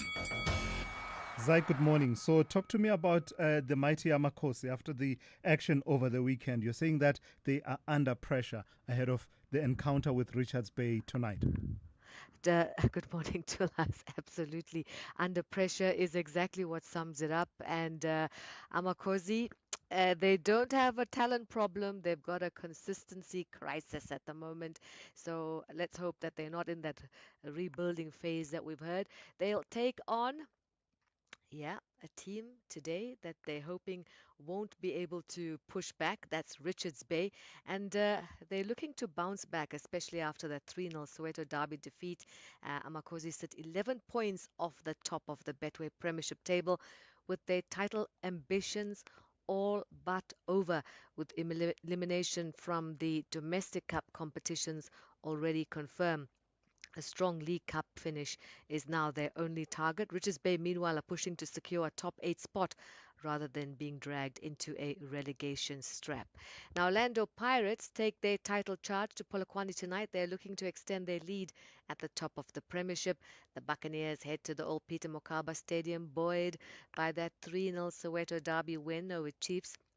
History favouring Pirates with 9 wins in their last 10 meetings against Polokwane City, with Mamelodi Sundowns close behind. Every match now is a must-win in the title race. Sundowns coach Miguel Cardoso says managing his star-studded squad is his toughest challenge as the title race heats up, with the team valued at over 820 million rand, keeping their high-quality players happy, especially those left out of the starting 11, requires careful balance. Sundowns have steadied their campaign with 3 straight league wins. They're level on 41 points with Orlando Pirates. They host Golden Arrows tonight, the only side to have beaten them this season. Now, South African rugby is in rude health, both on and off the field, with SA Rugby confirming the Springboks are the only Tier 1 nation expecting to post a profit this season. Back-to-back World Cup success has boosted commercial interest, while 2026 promises 14 test matches, including the new Nations Cup and a blockbuster rivalry series against the All Blacks. And cricket news, South Africa head into tomorrow's T20 World Cup semi-final against New Zealand at Eden Park as the tournament's only unbeaten side. The Proteas, who beat the Black Caps in the group stage, have impressed with explosive top-order batting and disciplined bowling, earning the favourites tag once held by the defending champions India. Now, India will face England in the other semi-final, and that's on Thursday. And finally, Formula One, the FIA saying safety will guide decision on next month's Bahrain and Saudi Arabian Grand Prix as conflict in the Gulf disrupts regional travel. This weekend's season opening Australian Grand Prix in Melbourne will proceed as planned, despite teams adjusting their travel logistics. That's your sport. We'll be back in the fast lane, top of the hour. I'm Sai Khan. The Business Update on SAFM. Good morning to you once again in Dowling. As events unfold in Iran, the Gulf region, and the broader Middle East, many public finance authorities around the world are reflecting on the likely impact on their economies, and our national treasury is no different. That's right, Tulas. While the war in the Middle East is rattling global markets, Treasury insists SA is better placed than before to absorb the shock. Speaking to Bloomberg, Treasury Director General Duncan Peterson says it would take a very large external hit to derail government's fiscal path. The country is projecting a primary surplus of 131 billion rands by 2027, enough, officials argue, to stabilize debt before it begins to decline. Now, Treasury says the key risk from the Iran conflict is oil, pointing to the impact we've been talking about. Tulas, a sustained spike in crude prices would lift fuel costs, widen inflation pressures, and weigh on growth. That in turn could hurt tax revenue and complicate consolidation plans. But Treasury believes there's a partial buffer. Higher gold and commodity prices in times of geopolitical stress could offset some of the pain. What about economists? What are they saying about the risks to some of the sectors in our economy, particularly manufacturing? They're not so optimistic as Treasury is. To last, geopolitical tensions are back in focus, of course, raising concerns about oil prices, supply chains, and business sentiment. And for local manufacturers, That uncertainty comes at a fragile time, with ABSA's February PMI slipping further into contraction, falling from 48.7 to 47.4. Now, reflecting shrinking factory activity as the PMI sits just below the 50-point mark that separates expansion from contraction. Now, the data compiled by the Bureau for Economic Research showed business activity reversing January's rebound, while the employment index weakened again, suggesting factory hiring is unlikely to recover soon. Weak domestic and global demand remain key constraints, keeping the production in a stop-start pattern.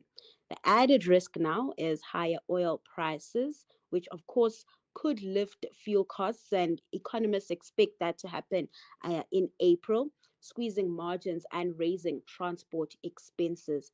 Now, if tensions escalate further, economists are warning of shipping disruptions that could delay orders and weigh further on the sector's recovery. So speaking of all of that, then, what is the picture that is emerging that's pixelating into focus as far as markets are concerned? Kicking things off in Asia, markets there sinking further into the red, with the Japanese Nikkei leading the losses, down 2.5%. Of course, investors are weighing the economic impact of recent military actions in the Middle East. The same concern is really playing out across the board, and this is higher energy costs and the global economic impact, particularly when it comes to inflation. That really knocking global sentiment, with futures stateside also in negative territory following a flat finish overnight. The JSE also caught up in the risk-off mood despite higher gold prices. The all share closed 1% lower in yesterday's trading session. Then over in currency markets, the rand is on the back foot this morning as the dollar holds on to gains at 16.10 to the greenback, slightly firmer against the pound at 21.55 and 18.81 to the euro. Lastly, in commodities, oil up 2%, trading just under $78 a barrel, with investors assessing threats to production and exports. Dowling, thank you for that. We'll touch base with you once again just after 8:30. Whether it is a CCMA referral, problems with a mechanic, unfair blacklisting, or an uncontested divorce, Clientele Legal offers professional legal services to all South Africans. Our plans are affordable, and you receive up to 745,000 Rand worth of legal services per year. We cover civil, criminal, and labor-related matters. Our nationwide legal teams are standing by to support you 24 hours a day. Plus, all plans include a 5,000 Rand bail benefit. Join today.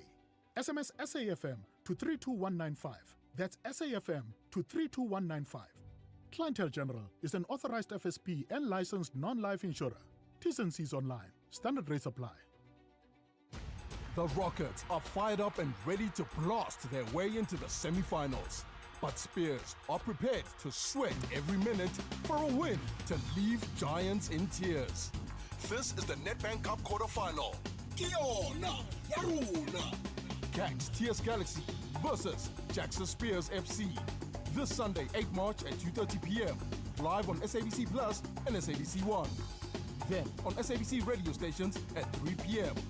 Proudly brought to you by SABC Sport.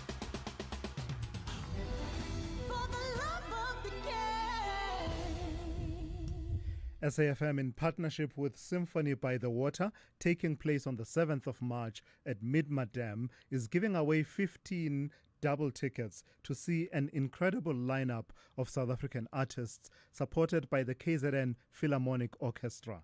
To win tickets, send a WhatsApp voice note to 0614 104 107, telling us which artists will be performing on the day and sing a line or two from one of their songs. Winners must be based in KwaZulu-Natal and must be able to get themselves to the venue. Terms and conditions apply. Call Thulasizwe now, 086 000 2032. Yeah, I'm serious about that issue of... Catch the season premiere. When's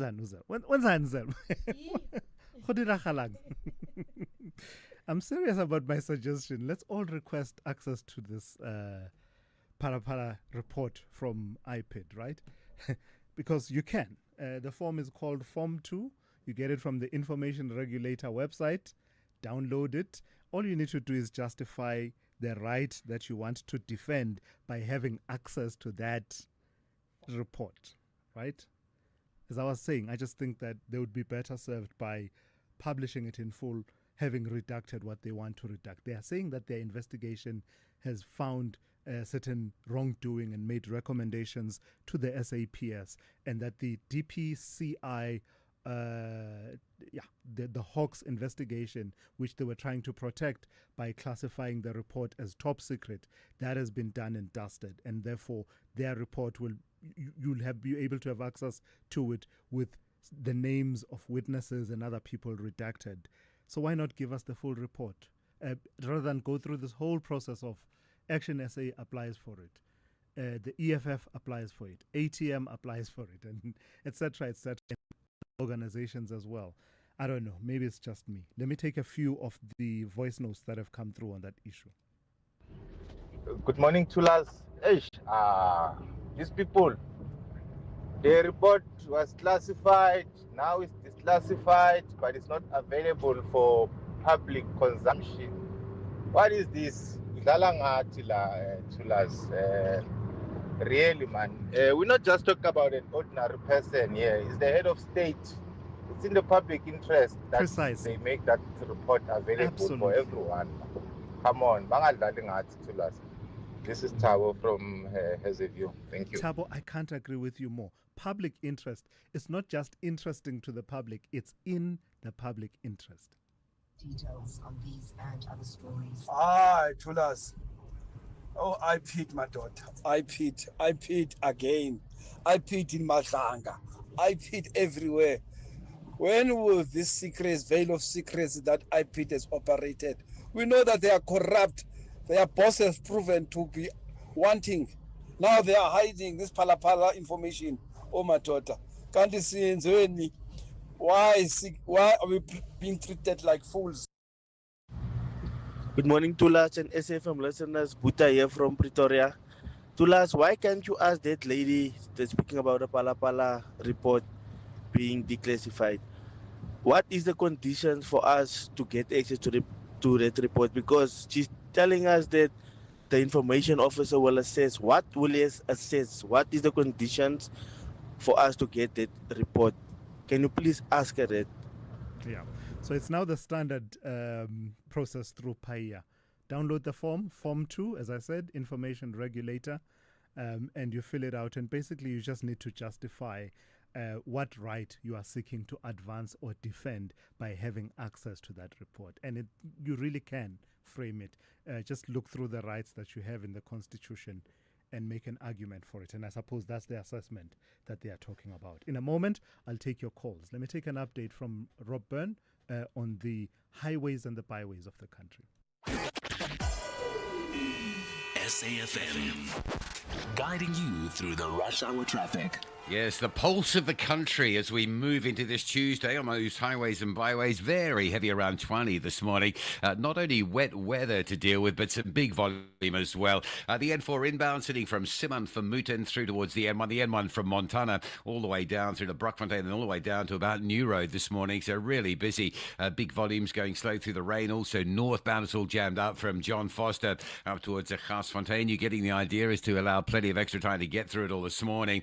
No traffic lights, bottom of the very busy, mighty Montpellier Highway at Eskia Pathleli. That's a mission getting it from Theo Martin. Straight down the middle, Paul Kruger, Capital Park into the city centre, heavy. And a crash. Thanks, Eugene, on the traffic line for alerting us to this N14 north at Eupheus Road. Big delays from Centurion, getting up into Pretoria as well. Joburg's Mike 1, Boyson's right through to Santon, gridlocking this morning. N1 north up to Dipcliffe is easy. It was really busy earlier, but it is starting to ease up. Plenty of traffic on the N1, the Western Bypass from 14th Avenue right round to Ravonia Road. And of course, the road to roadworks. If you're just joining us and haven't got up to speed with this, roadworks on a permanent basis now, N3 North at Heldenay. So coming out of Germiston, Alberton, what you're stuck in this morning, you will be every morning until those works are lifted. The M4 into Durban, this is the Southern Freeway, heavy through Umbilo and Congela areas this morning. That's unusual.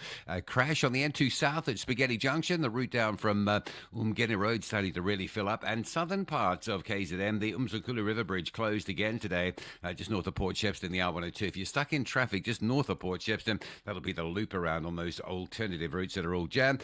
Cape Town holding it fairly normal this morning. The highway routes are busy, but there's no major obstructions. Perhaps even those highways maybe not as busy as you might be expecting. Tell you where there is a lot of congestion. It's going into Stellenbosch. Adam Tusk coming in off the Polka Drive, Cowes River Road, up into central Stellenbosch, really heavy. In the R44 as you arrive from the sort of golf course airfield area up into Stellenbosch from Somerset West, there's some big traffic queues there as well. Rob Byrne, SAFM Traffic.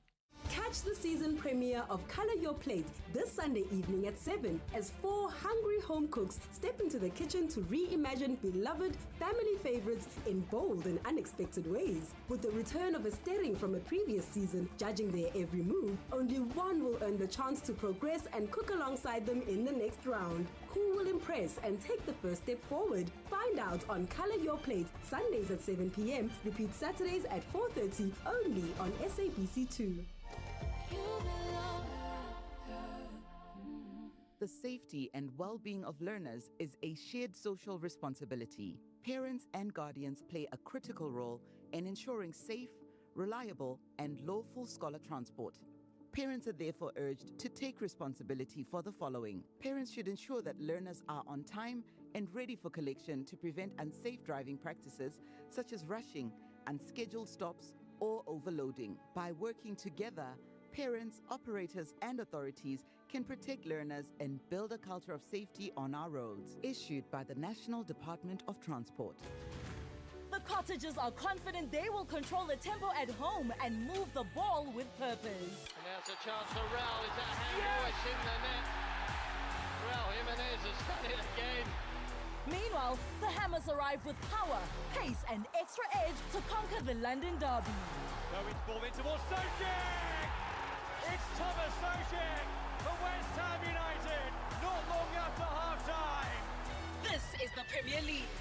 Be part of the derby that never disappoints. Fulham FC versus West Ham United on Wednesday, 4 March at 9 p.m.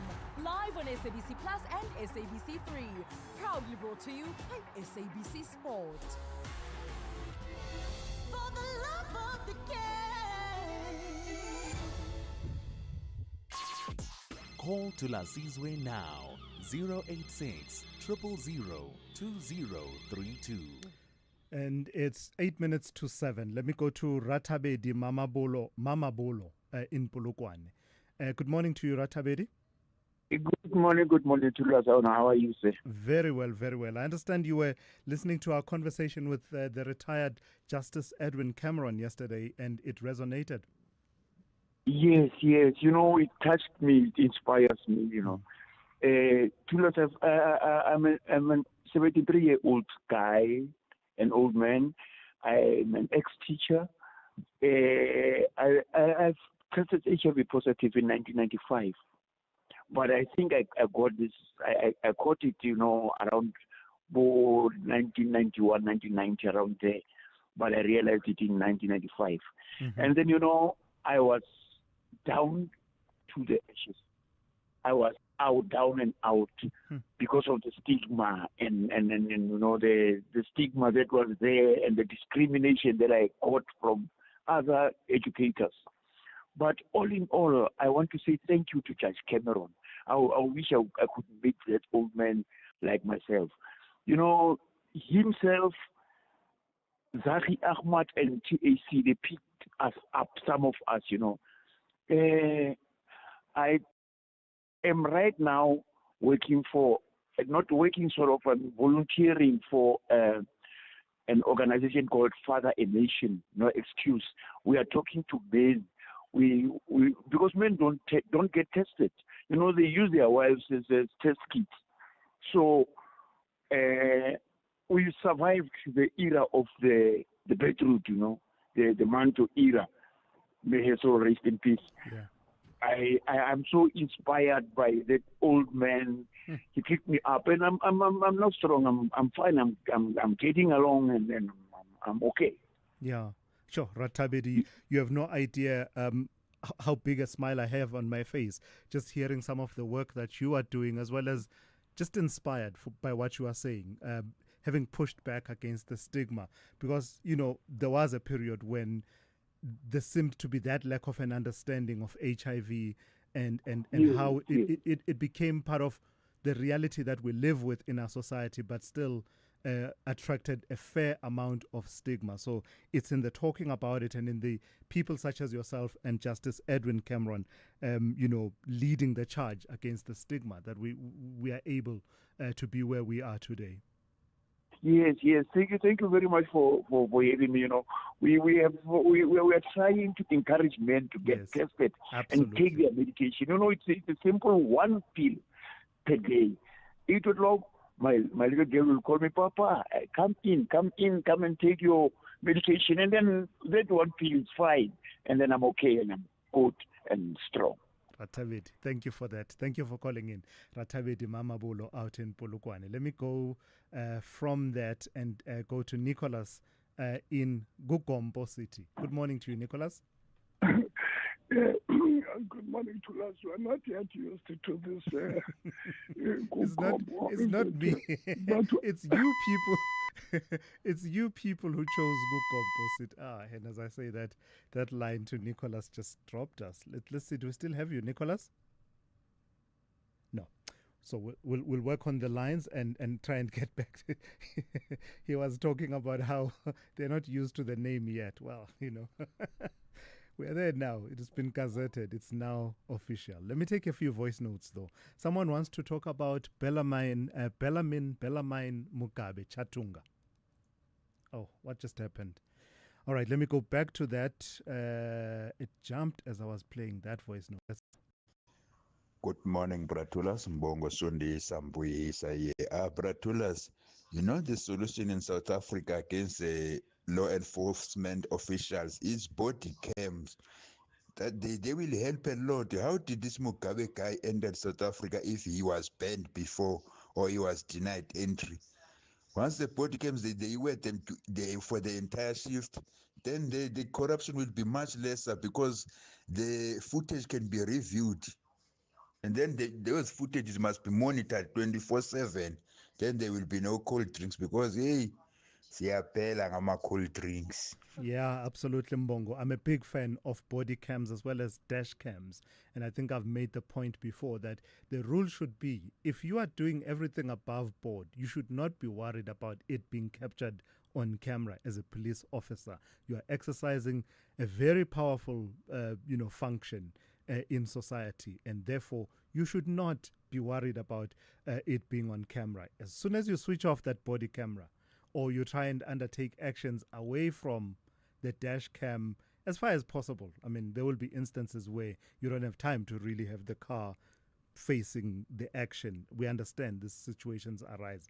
But I've said that if you deliberately switch off the body cam and make sure that what you're doing, the stop you do, is away from the sound of the dash cam, as they do in some states in the United States, then there should be a rebuttable presumption that you did that because you want to engage in something illegal until you prove otherwise.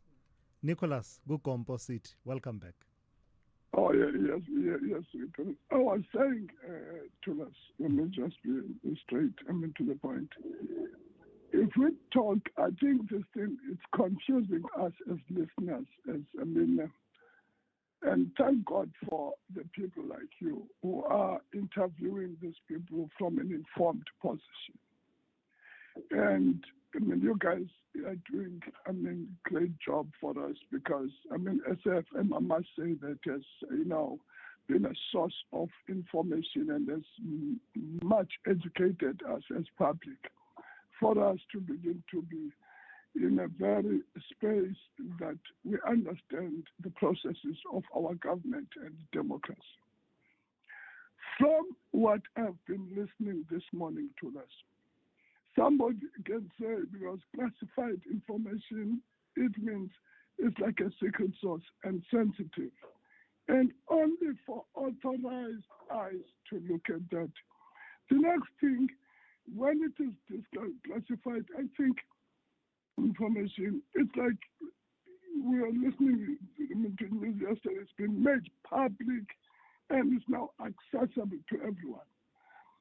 These people must tell us, or maybe there must be some professional people or professors to rewrite the curriculum that you did at school, so that, I feel that you are less qualified with less modules that you need to add so that we can understand what these people are saying.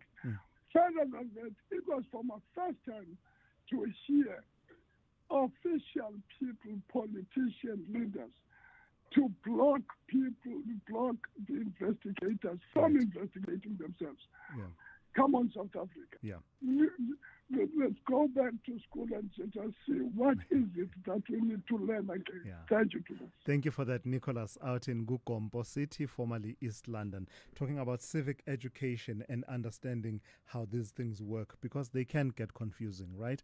1 minute you are told it's classified top secret, and our understanding is that possessing it makes it illegal to possess unless you have that clearance, security clearance that allows you to have access to it. Now it's declassified, but it's still not a public document. You still need to undertake certain processes in order to have access to it. So active citizenry, understanding your rights as far as access to this information is concerned, is what Nicholas has been talking to. Let's go to N. Musa on standby with the latest news. Outsurance Essential is made for older cars. Claims are paid in cash within 5 working days, and you choose your own panel beater. SMS CAR to 43185. That's CAR to 43185.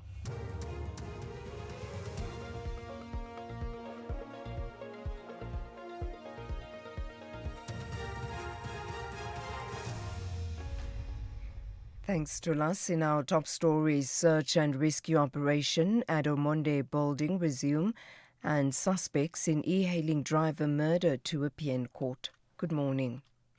A search and rescue operation at a collapsed building in Omonde, south of Johannesburg, have resumed. It was abandoned late last night due to safety fears.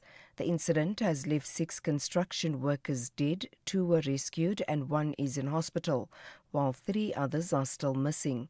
City of Johannesburg MMC for Public Safety, Dr. Mlini Chwaku, says the missing 3 were located in the rubble, but the structure was not safe enough to continue with the operation last night.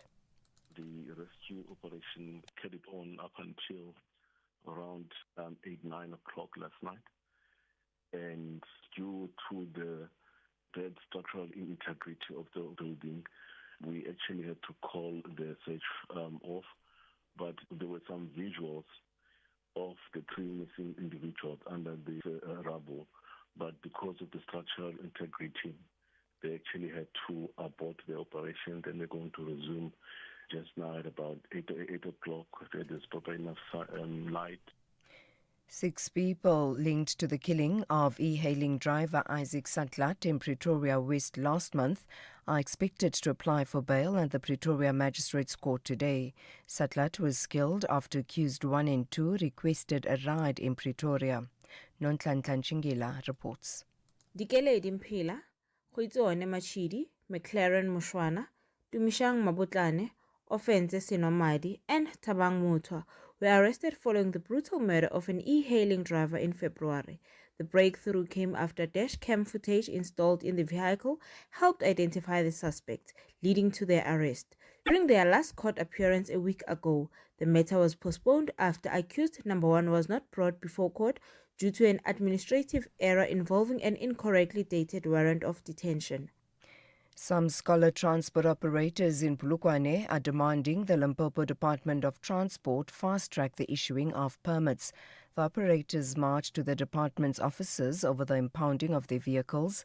Some operators say they've applied for permits but are still waiting for it to be issued in order to operate legally.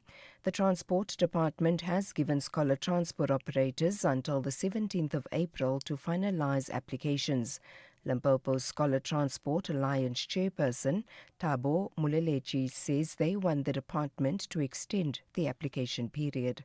Department contradicts what the time is required in terms of the application. The application, we were told in the meeting that we held with them in November that it takes about 90 days, meaning 60 days on their captured system and then 30 days in a PRE system, which PRE will determine whether one is approved or not. So when the department goes on Facebook and say we are giving you 60 days, after numerous attempts in terms of saying, department, you said to us, go and form one association, then we know within the Limpopo province or Polokwane city, there's one structure that we can talk to.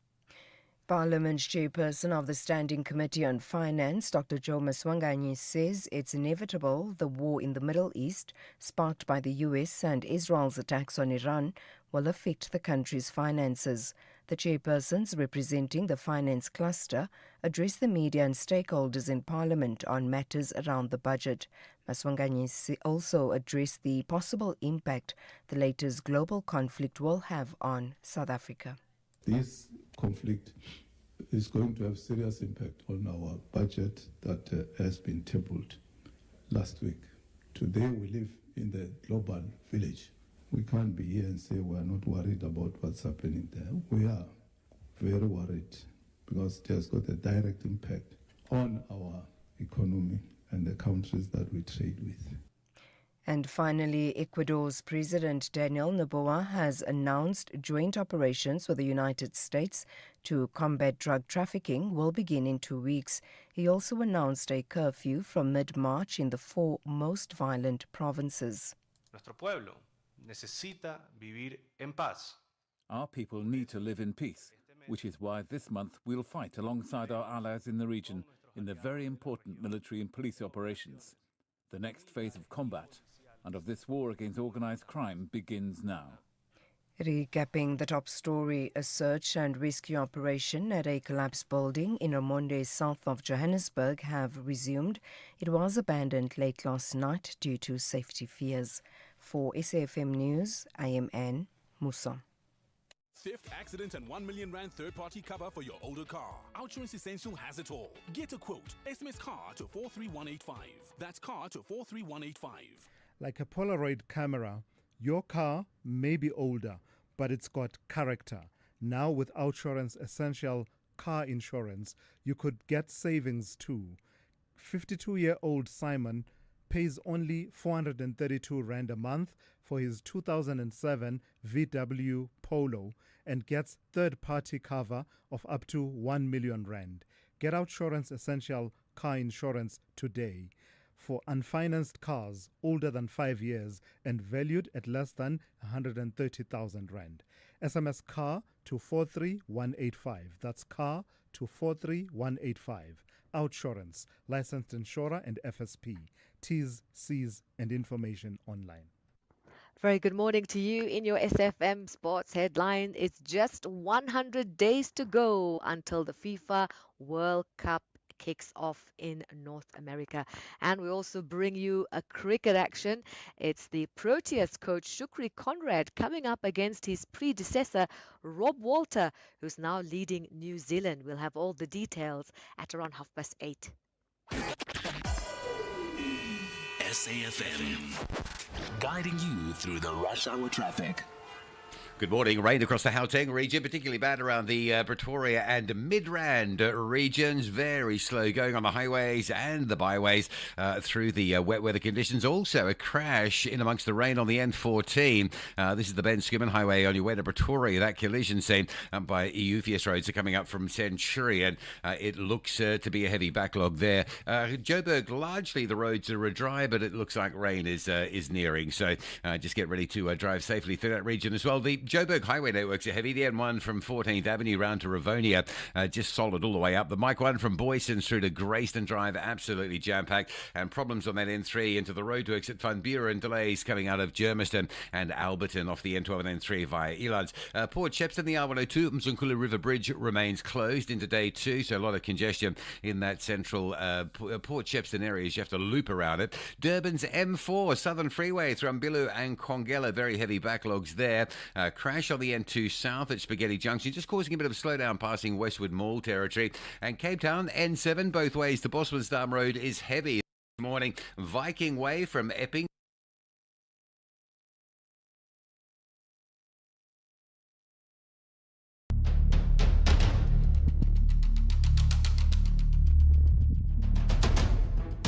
The Morning Brief with Thulasizwe Simelane. Weekdays, Monday to Friday, 6 to 9 a.m.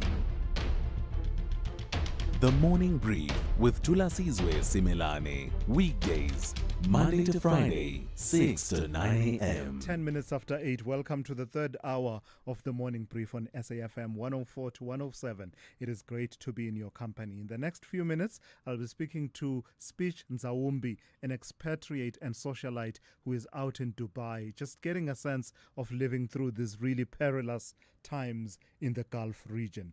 So we'll get a sense from a South African who is in that situation. We did that yesterday, and we'll continue in the next few minutes with Speech Nzawumbi, who is out in Dubai. But before we get to that conversation, as we always do, let me go through some of these messages that you've been sending. On the conversation about the National Consumer Commission's investigation into certain products, sanitary products, that have been found to have certain chemicals by scientists, found by scientists at the University of the Free State to have certain chemicals that they say should be investigated further. Matota says, why are these products taking so long to be detected after some time being used by the public?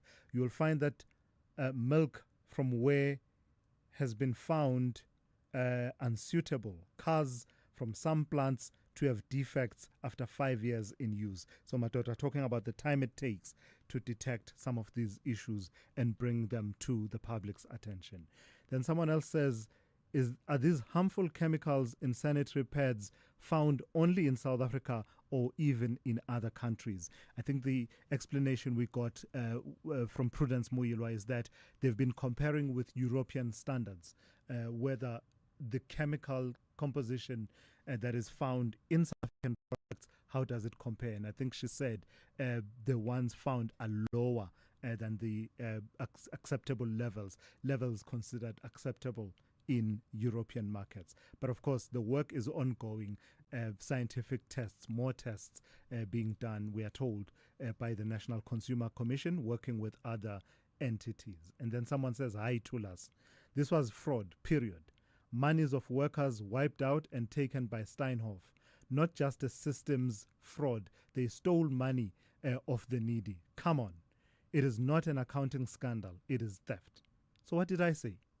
You called it, but... Even Rob Rose said it is fraud because it is fraud. It's been fraud from the start. I get where you're coming from and I get your concern. The initial reporting had called it accounting irregularities. And within the industry, the journalism industry itself, there was pushback that said, come on, why call it accounting irregularities when everyone can see that actually what we're dealing with is fraud? It is fraud. There's no debate about that one. I don't think there's any debate at this point.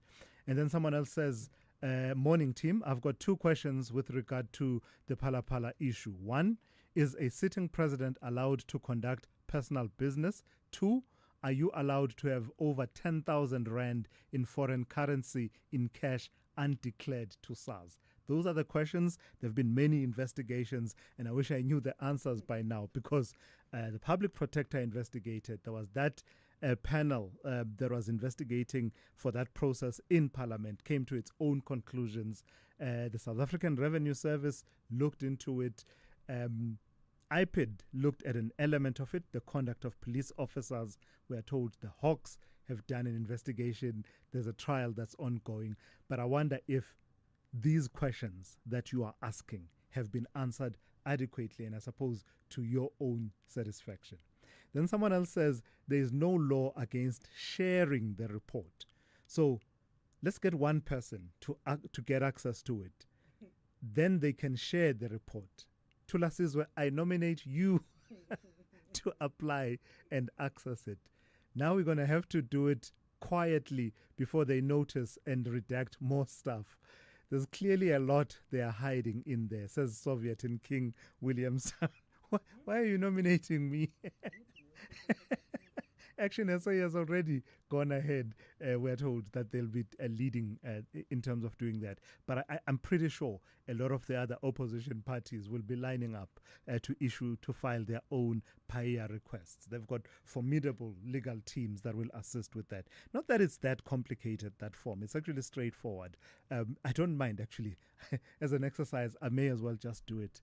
Because honestly, it is in the public interest what that investigation is about.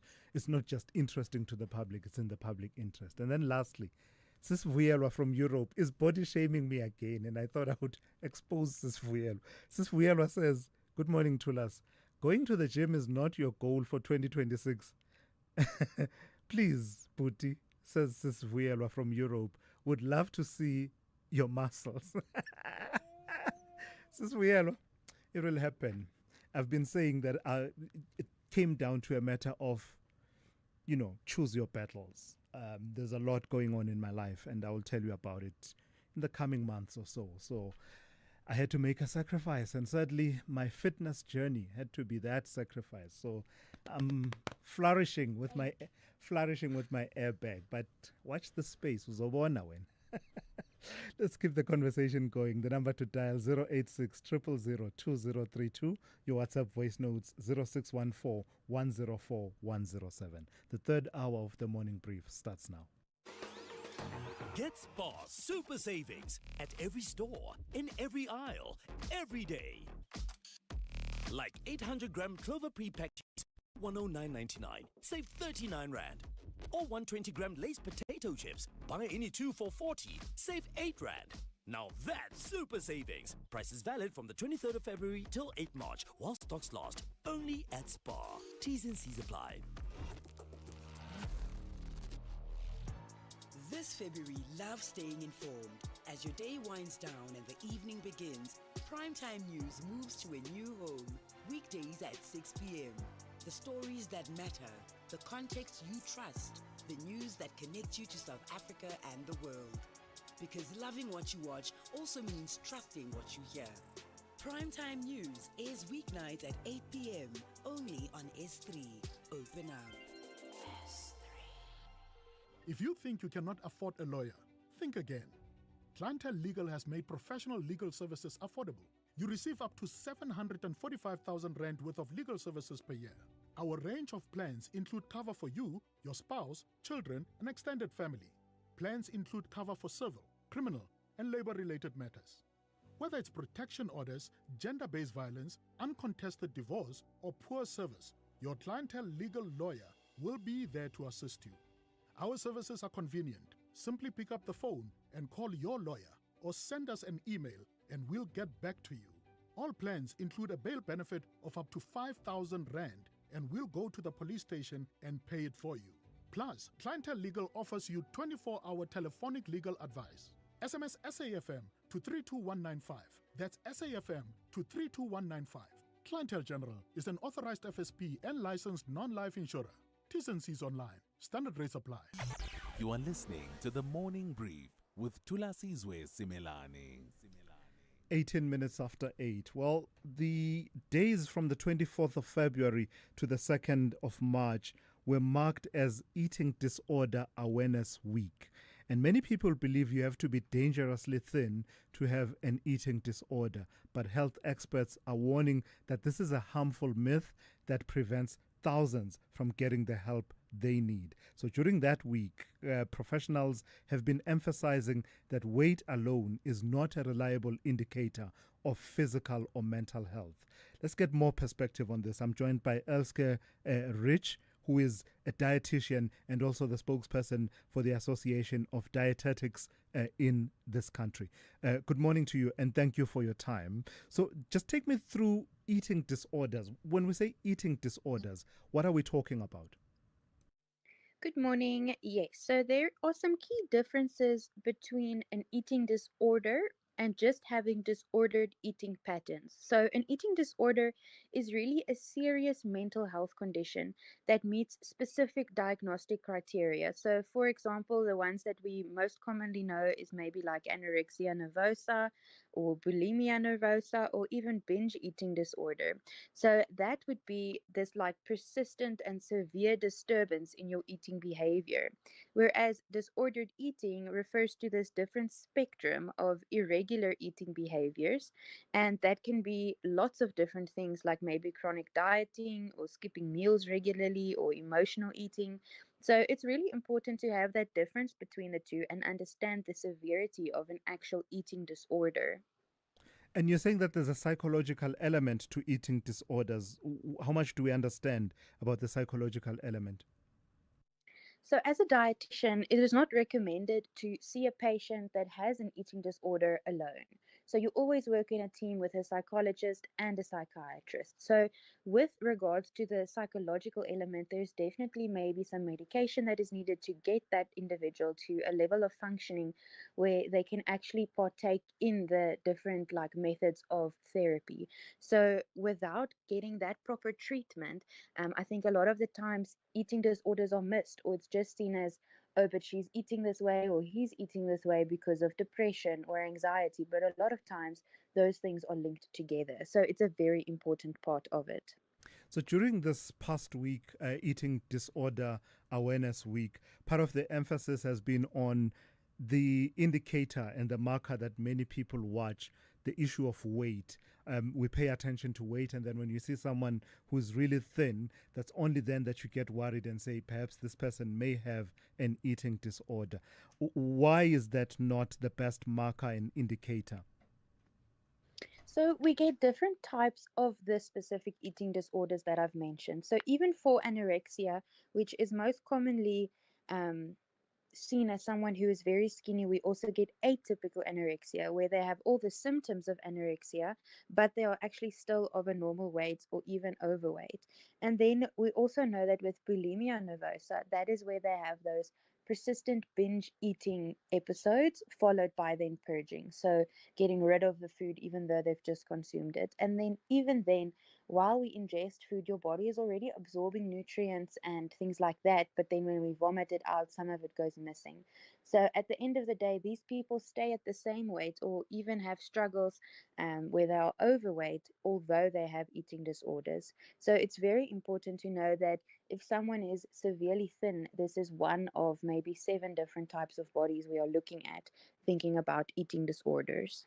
Just lastly, Elske, are there concerns that you have as dietitians about the modern lifestyle, the image-conscious modern lifestyle, the overly publicly exposed modern lifestyle, showcasing and body image and all of that? Are there elements that concern you? And what's the message you are driving in this age of the ever bodily conscious person?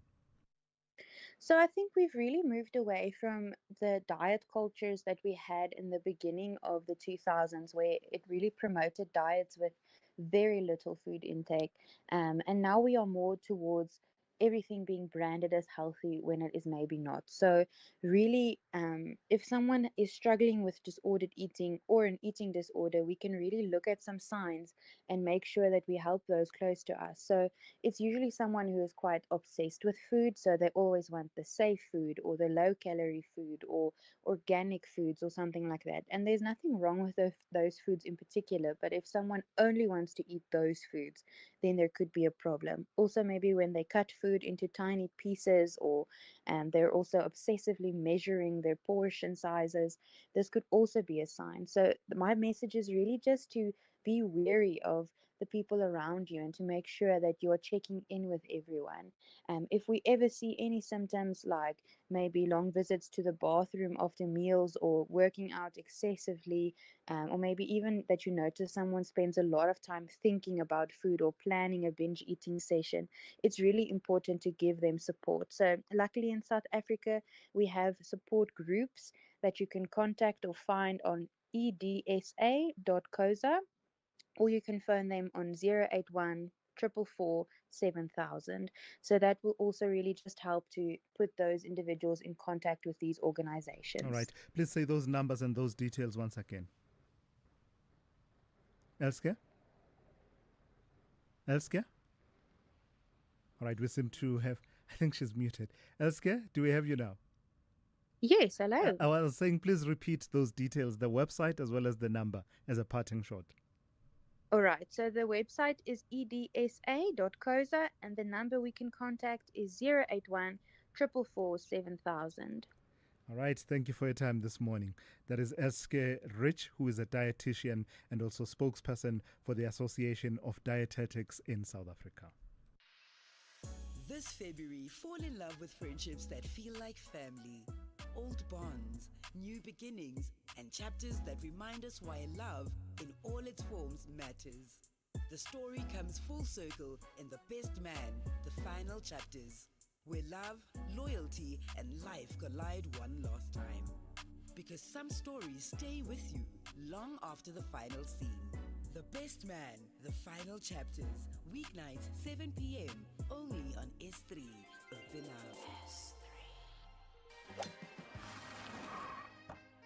Sorry I'm late, Sevi. Had to fetch my lucky putter. No worries, let's go. We're teeing off in an hour. Great. We're taking your car. Can't. It's already taken. What do you mean taken? It was right here when I left a few minutes ago. I sold it to WeBuy Cars and made a whole lot of green. Birdie told me that's the best way to sell your car. Not only the best way, it's the fair way. Kom ons vat die pad. Don't be doof, be savvy. We buy cars geared for a fast sale, geared for you. Big stories of the day. Hashtag the morning brief. All right, we continue to take calls and voice notes and other messages from South Africans caught up in any of the Gulf countries that are now, to use that expression, engulfed in the fighting that started when the United States and Israel launched airstrikes on Iran, and Iran has been retaliating, targeting a number of countries, especially where there are installations linked to the United States. One such South African is Speech Nzawumbi, an expatriate and also a socialite who is out in Dubai. Good morning to you, Speech, and thank you for talking to us under these difficult circumstances. How best do you capture the situation you find yourself in Dubai? It feels to me as if it went from 0 to 100 real fast. Mm-hmm. Yeah. Well, Thulasizwe, in the past couple of days, we started seeing this on Saturday, with missiles obviously being fired, crossing over the region, with what happened to the hotel and obviously the airspace. In the past couple of days, 3 days, it's been happening. We've been hearing sounds, Abu Dhabi as well, and Dubai. I mean, it's been Speech? Oh, yeah. I hate it when that happens. The line is letting us down. Let's see if we can try once again. Speech, is the line improving? continue. Oh, yeah, not good. All right, Speech, we'll try and see what we can Hello. do. Can you hear me? Yes, we can Can now. you hear me now? Yes, we can now. Please proceed. Yes. Yeah, we've got network interception as well, so it keeps coming and going. But the South African embassy has tried to reach out to make sure that we register on the database, and that's what we've been trying to alert all South Africans who are in the Gulf region. It's been quiet today. I mean, we had a few that went off this morning. But we're hoping that it's going to calm down. Also, we're just hoping for the airbase so that we can travel back home, just for the interim. I mean, they told us that Emirates and Fly Dubai are going to open the bases just for a few flights to be able to fly out, but we have not been able to book as South Africans now. For us, at least, they had said yesterday that we can fly to Cape Town. It would be the easiest route as opposed to Joburg or Durban. So we're just still hopeful, but the U.S. South African Embassy is really trying to keep us, and DECO also has issued communication. We're hoping for an evacuation plan, but it's been suspended given what's happening in the region right now because the missiles are still going out. And this is something that we are unfamiliar with as South Africans. I mean, we've got many problems, but, this idea of missiles in the air and drones and the likes is not, thankfully, is not something that we are familiar with. What goes through your mind when that is happening? And are you aware of the protocols? What are you expected to do when there's an incoming, Well, there's supposed to be a safety house, DECO definitely through our embassy. Unfortunately, we don't have a CG right now, but the embassy this side has been trying to make communication. There's a group who've been included in, should there be an evacuation plan. We're just hoping now that they'll be able to open the commercial, bases. We were told that we can drive to Oman, but they've intercepted that route as well. So we can't drive to Oman so that we can fly out from there. But we're safe right now. And all I want to spread through the media is that any South African, that's currently in the region, they must make sure they register with, they must be on the database. There's a database that's being collected via the embassy, at least for them to be accounted for and to be known, should there be a priority list for us to evacuate the country. But right now, we're just still waiting. We're told that from the 2nd, which was yesterday, that they're going to open, a few routes. And we're still waiting. We're hoping that South Africa is going to be on that list right now. Yeah. But man, it's been a shocking experience. South Africans who have never been exposed to anything like this. I mean, hearing what President Donald Trump has been saying, that he can carry this on for about the next 4 weeks. We're just hoping that they'll be able to, just politically, at least to come to a resolve of some sort. So just lastly, speech to South Africans at home, your family and relatives and friends listening to you. What's your message to them? Well, we're trying to be safe. We're safe now where we are, but I mean, we're in the houses. We've been advised not to travel and not to go out. But the UAE government has said that especially for South Africans who are maybe traveling from other regions who are trapped at the airport, there is accommodation. They can go to hotels. There's going to be food and water that's been given until such time. But for now, we're saying we're fine, but we just don't know how the situation is going to escalate. We thought it would escalate over the weekend, but we can see that it's going to, it's continuing. Yeah. And we hope that network will not be intercepted. I mean, we've been having network issues, so we can't use WhatsApp calls and all of that. But we're just hoping for the best. All right, Speech, thank you for talking to us under these difficult circumstances, and do stay safe. That's Speech Nzawumbi, expatriate and socialite who is out in Dubai.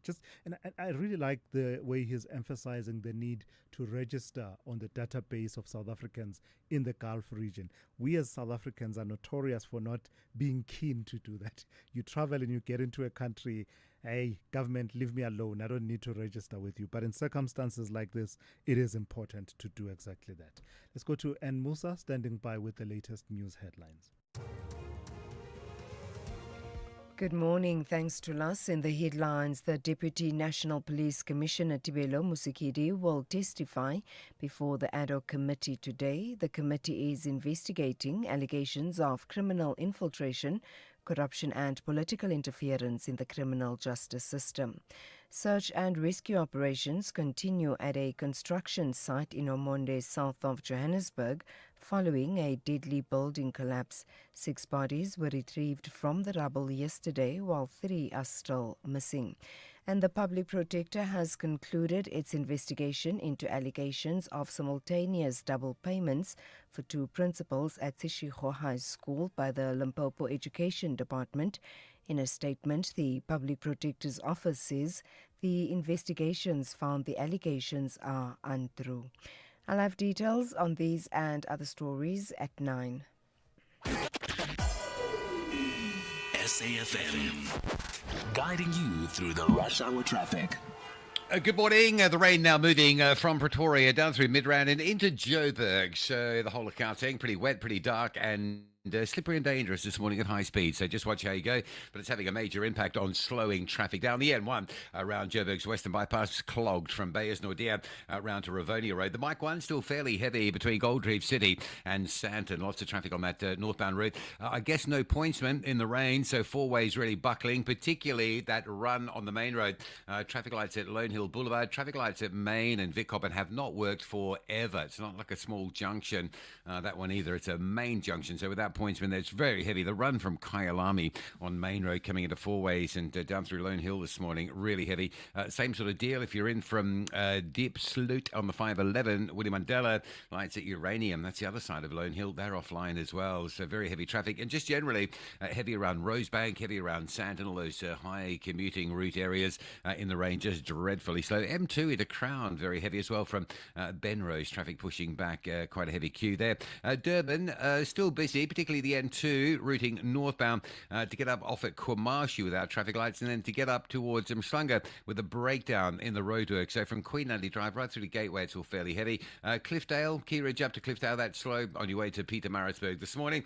Cape Town, the N1 inbound from Belleville through to the city centre. Not too many gaps in that traffic. And a crash at Khayelitsha, one on the outbound, one on the inbound around Spine Road. So there's a bit of a slowdown both ways, but particularly heavy on the inbound side. With your traffic update, I'm Rob Byrne. This is SAFM Sport with Zai Khan. Zai, good morning to you. 100 days and counting to the World Cup 2026. I don't know, man. I don't know whether it's... is there excitement? Are you feeling it? Is Philip there, or there's no Philip? It's nothing like how Philip was there. Even though we officially in countdown mode, but Tulas, trust the Americans, and what they're currently doing here is crazy. But nevertheless, 100 days to go.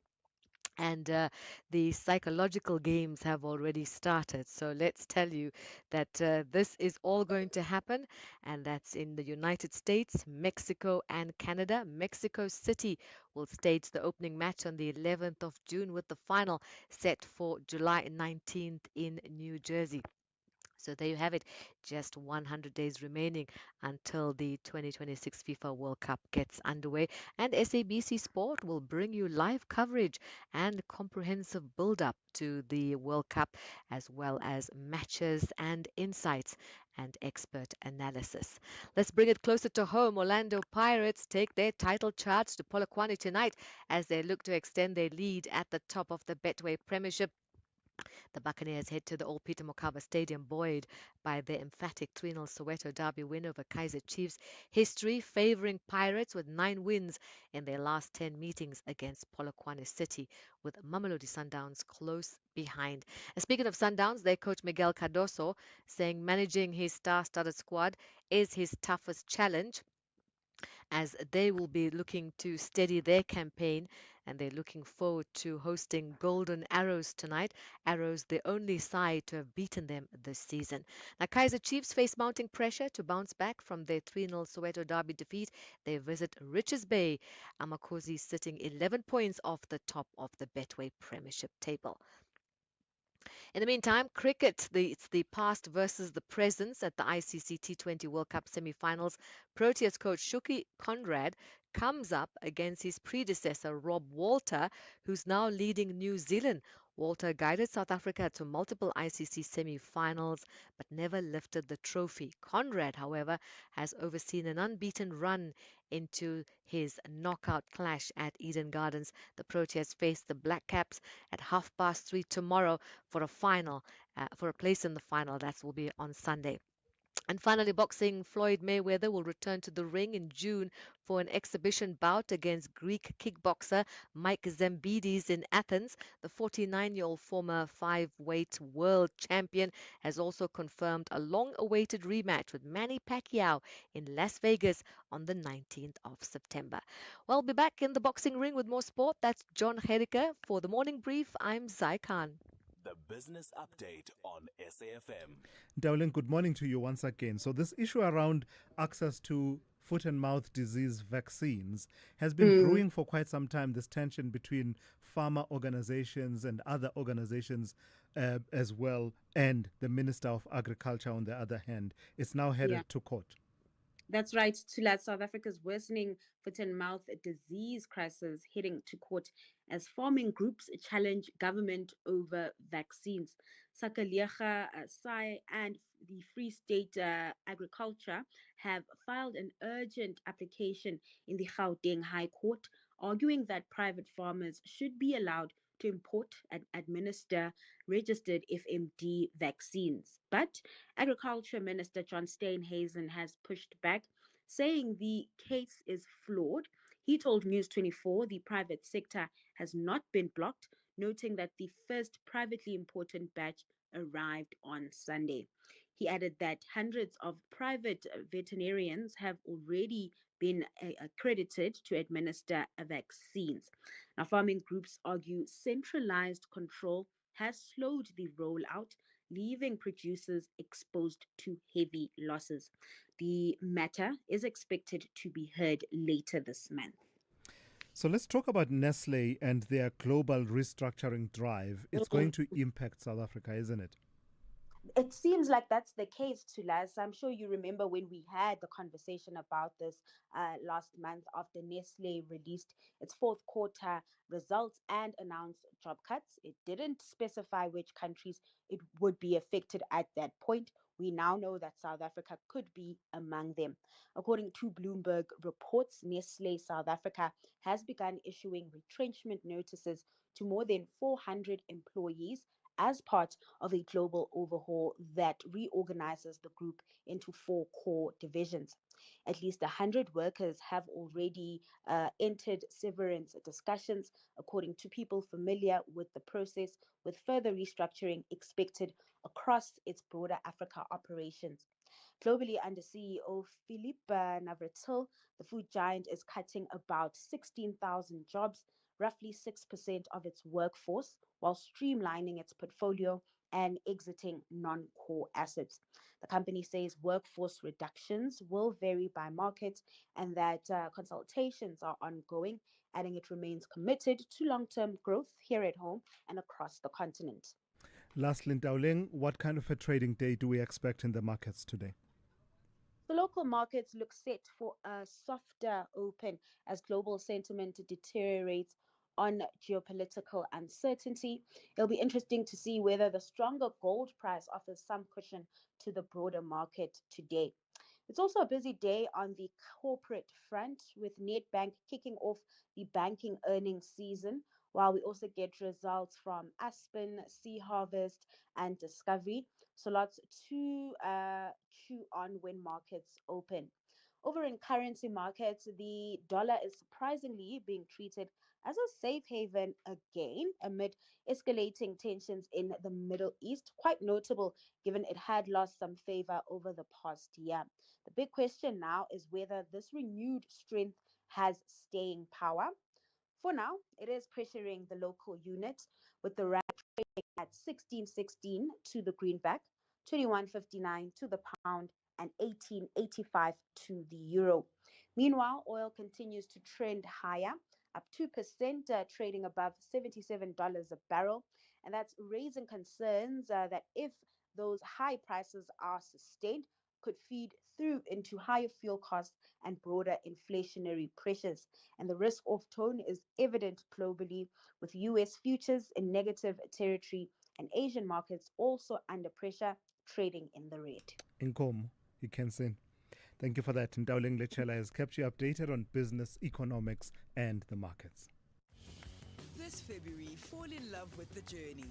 No phones, no flights, just determination, connection, and the open road. From breathtaking landscapes to unexpected challenges, Race Across the World is back. Bigger, bolder, and more emotional than ever. Because sometimes the best way to find yourself is to travel together. Race Across the World Season 4, Thursdays at 6 p.m. only on S3. Open up. Without insurance, saving on your car insurance feels like hitting every green robot on your way to work. 35-year-old Zanai saves a whopping 1,180 Rand on her 2017 Mercedes-Benz GLA. Get a quote now, and if OUTsurance can't save you money, ask for 500 Rand or 1,500 Rand if you've been claim-free and with the same insurer for 3 years. Get savings or cash. SMS out to 30754. That's out to 30754. OUTsurance, licensed insurer and FSP. T's, C's, and information online. Thulasizwe Simelane is streaming live now on Facebook, YouTube, and X at SFM Radio.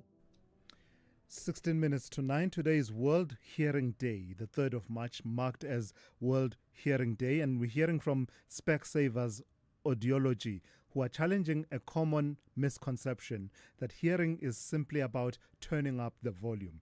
Experts say hearing is not just about how loud sounds are, it's about clarity and how efficiently the brain processes sound. When hearing begins to change, the first signs are often mental fatigue, effort, and strain rather than obvious volume loss. Let's speak to Olivia Blackhead, who is head of Specsavers Audiology. Good morning to you, and thank you for your time. Such an important conversation. Is it well understood, the mechanics and the science of audiology and hearing, and when to start being worried about one's hearing? Morning.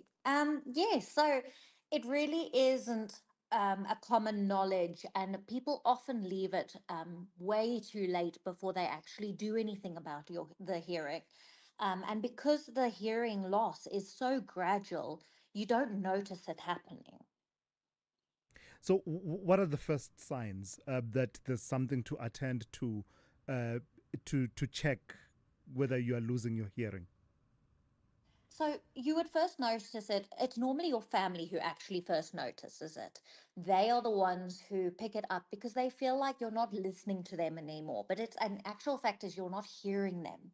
So that would be the first sign. But other signs that you can look out for would be noticing that you are turning your volume up on your TV, on your AirPods, headphones, those kind of things, as well as a ringing sound in your ear or asking for a lot of repetition. All of those are very subtle signs, but they are little indications that your hearing is deteriorating. What are the factors that predispose, I suppose, a person to hearing loss? Are they environmental? Are they genetic? How much do you understand about that science? So there's a combination of the two, really. A lot of people are predisposed for hearing loss because of genetics. So if your parents have a hearing loss or you notice that they are starting to struggle, you are also very likely to struggle. As well as certain medication can cause damage to your hair cells inside of your ear, and environmental factors as well. That's a huge problem. For instance, increasing volume just with the technology that we live in nowadays. It's the gym environments where there's very loud music, or going to festivals or concerts, all of those loud sounds and excessive loud sounds for a long period of time that can damage your hearing quite quickly. And what are the best practices for delaying the onset of hearing loss and just good audiology care? So the best thing to do would be to get your hearing tested. As soon as you know your baseline hearing, then you can protect it going forward, depending on what your hearing status currently is. But in good practice, you should be listening to with your headphones or music at 60% volume for 60 minutes. If it is louder than that, then you can cause damage to your hearing. So a nice check would be to sit in front of someone and have that person talk to you. And if you can hear them over your headsets, then that volume is perfect. But if you can't hear them, then it is definitely too loud. Yo, that's a bit of a challenge, given the technologies, the Bluetooth technologies that these young people walk around with, and you can tell that they are fully immersed in their music. So you're saying 60% hearing volume at over 60 minutes. Yes, Round about exactly. what decibels are we talking there? So you shouldn't be listening to anything more than 80 decibels. If it's louder than 80 decibels, then you are definitely damaging your hearing for over 60 minutes. So it's very good to be taking breaks throughout then. If you consider that a normal conversation is between 30 and 40 decibels, then you can imagine how loud that music is. And is the science emerging that suggests that the more we use these technologies, these Bluetooth technologies, which, as I say, have become so pervasive in everyday life, is there science that's emerging that suggests that all of that is beginning to really impact our hearing? Oh, definitely. Our average age of hearing loss is decreasing rapidly over generations, and we can definitely see it. Our average age of a hearing loss used to be within the 60s to 80s. Now we're seeing it as young as 40s. Sure. All right. Thank you for raising awareness on these issues, Olivia Blackbeard, who is head of Specsavers Audiology, talking to us on World Hearing Day, which is the 3rd of March. There you have it. 60, nothing more than 60, right? 60% for 60 minutes, and do take breaks in between. Take care of yourselves. SAFM, guiding you through the rush hour traffic. I'm led to believe the things you can do with a hearing aid these days are nothing short than fascinating. I'm thinking of getting one just for the technology. You can do all sorts of things with them. Right, the N3 in Joburg running north. Roadworks until further notice between Heldenace and Van Buren. Also having an impact on the M2 East ramp onto the N3. What you're stuck in right now, coming out of Alberton and Germiston, you will be stuck in until further notice this time of day until those roadworks are lifted. The Mike 1 going north, pretty heavy, up through the Crown from Boysons through to Empire, and then really from Parktown all the way through to Santon this morning up to Grayson Drive. Really is jam-packed. The N1 full of traffic as well through the rain between Bayers Nordia and Rivonia Road. The N3 from Alex going up into Buccleuch interchange. A lot of pressure there. There's some real delays getting, again, as we saw yesterday, through Buccleuch, whether you're on that N3 or the N1 north from Rivonia, and then ramping onto the N1 through the interchange up as far as Allendale Road. N1 south still heavy from Brockfontein all the way down to about Olifantsfontein. There is a crash at Olifantsfontein, and just off the highway, Olifantsfontein, whether you're coming from Clayville or Blue Hills, a real mess. Also a big mess from Blue Hills into Kyalami, and then the main road down through Lone Hill through all those faulty traffic lights. Really heavy backlogs there as well. Still dealing with the crash into Pretoria on the N14 at Eupheus Road. Paul Kruger into Pretoria through Capital Park. Still very heavy backlogs as well there. Durban, the N2 North, if you're on your way to the airport, give yourself plenty of time to get through. There's heavy pressure between Queen Nundy Drive and a breakdown before you get to the Mhlanga exit. N2 South has a stationary vehicle after Umgena Road, so that's starting to get a bit on the brakes as you come down through Inanda. And Cape Town, N1 from Plattekloof Hill down to Sable Road is heavy. It stays busy after that into the city centre. And the N2 inbound still sitting from Bunga Avenue right through to Hospital Bend, with some delays getting into that off the M5 north from Rondebosch. Rob Byrne, SAFM Traffic. This February, love the truth, no matter how unsettling it is. They were called accidents, a slip, a fall, a tragic mistake. But what if they weren't? Fatal fall, murder or accident, investigate suspicious deaths. From balconies, staircases and cliffs, where one question refuses to go away. Did someone push them? Through forensic science and haunting testimony, the truth is uncovered. Fatal fall, murder or accident. Tuesdays 6 p.m. only on S3. Open up. Want to know how much money OUTsurance saves 35-year-old Zanai on her car insurance? A whopping 1,180 Rand. That's an incredible 1,180 Rand monthly saving on Zanai's 2017 Mercedes-Benz GLA. And the out bonus she'll get? It is close to 6,500 Rand in 3 years if I'm claim-free. Nice. How much money could OUTsurance save you? SMS OUT to 30754. That's OUT to 30754. Licensed insurer in FSP. TCs and information online. Call Thulasizwe now. 086 000 2032. Before we get to that, SAFM in partnership with Symphony by the Water, taking place on the 7th of March at Mid-Madam, is giving away 15 double tickets to see an incredible lineup of South African artists supported by the KZN Philharmonic Orchestra. To win tickets, send a WhatsApp voice note to 0614 104 107, telling us which artists will be performing on the day and sing a line from one of their songs. Winners must be based in KwaZulu-Natal and must be able to get themselves to the venue. Terms and conditions apply. Call Thulasizwe now, 086 000 2032. All right, let me go to your calls. Let me start with Mike in Polokwane. Mike, good morning to you. How are you? Very well, how are you? Please go ahead. Yeah. Thanks for taking my call. Sure. Ne? I just want to respond to the lady from National Consumer Commission or something about the sanitary pads, right? You know, to us, I picked up two things that she was not correct with.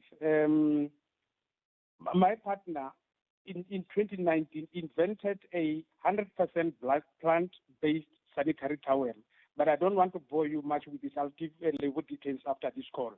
Natural, which is done by natural fibers. It doesn't have a plastic, and is currently being exported worldwide and registered with science in terms of certified in terms of science food 1043.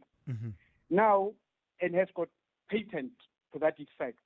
Now, she said to us, all the sanitary towels have plastics components in them, and all sanitary towels have got certain level of chemicals. The ones that I'm talking about have got nothing, no plastic at all, no chemicals. And she said the level of chemicals contained in the sanitary pad is actually lower than the European standard.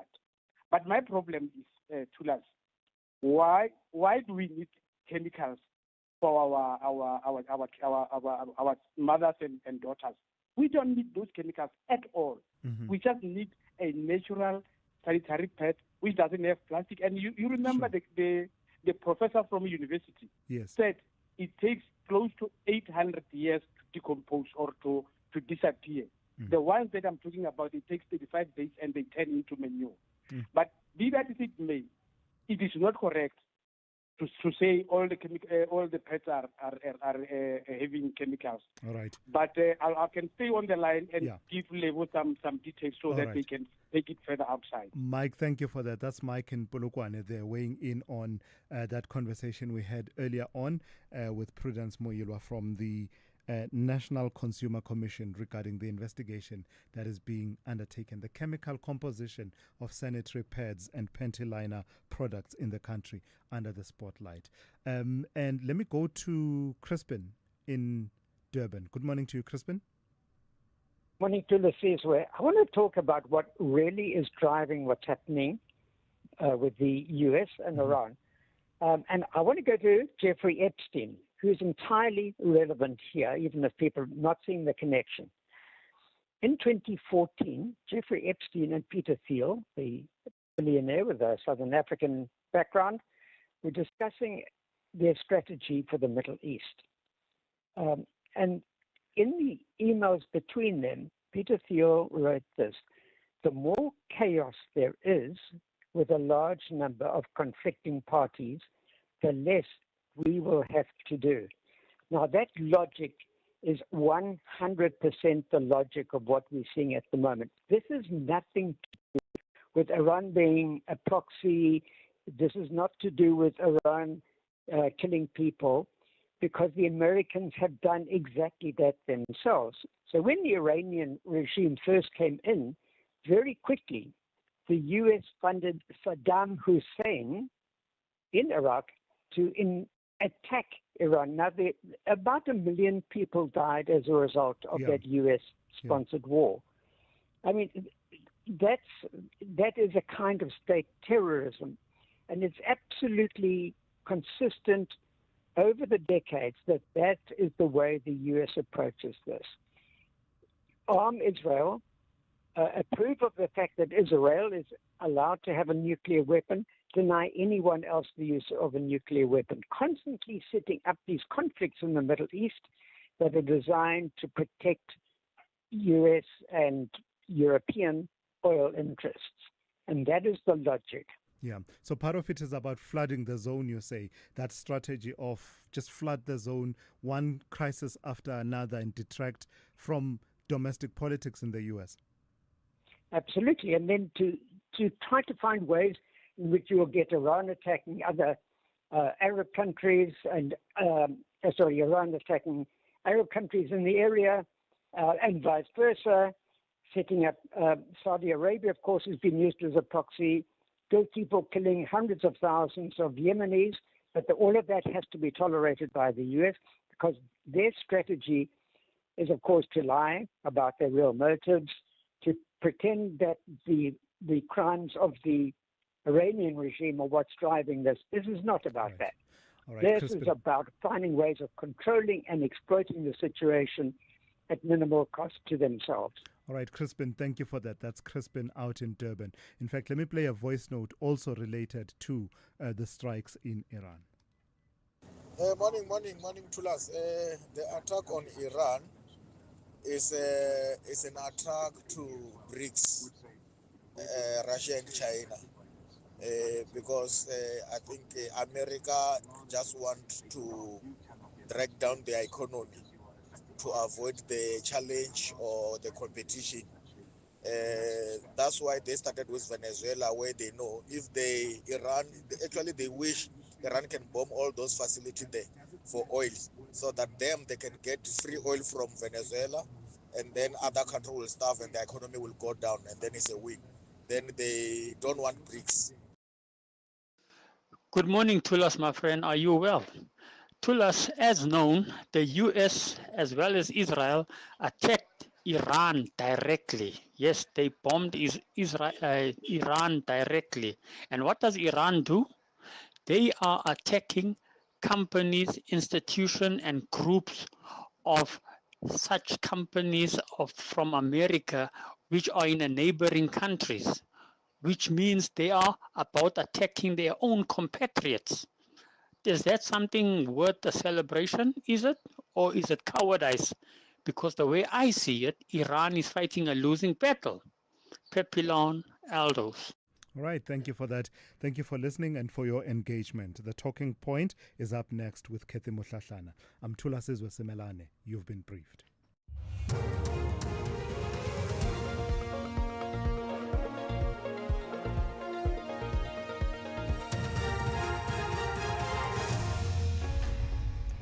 In our top stories, death toll in Ormonde building collapse rises and EFF and the SACP to establish a task team. Good morning.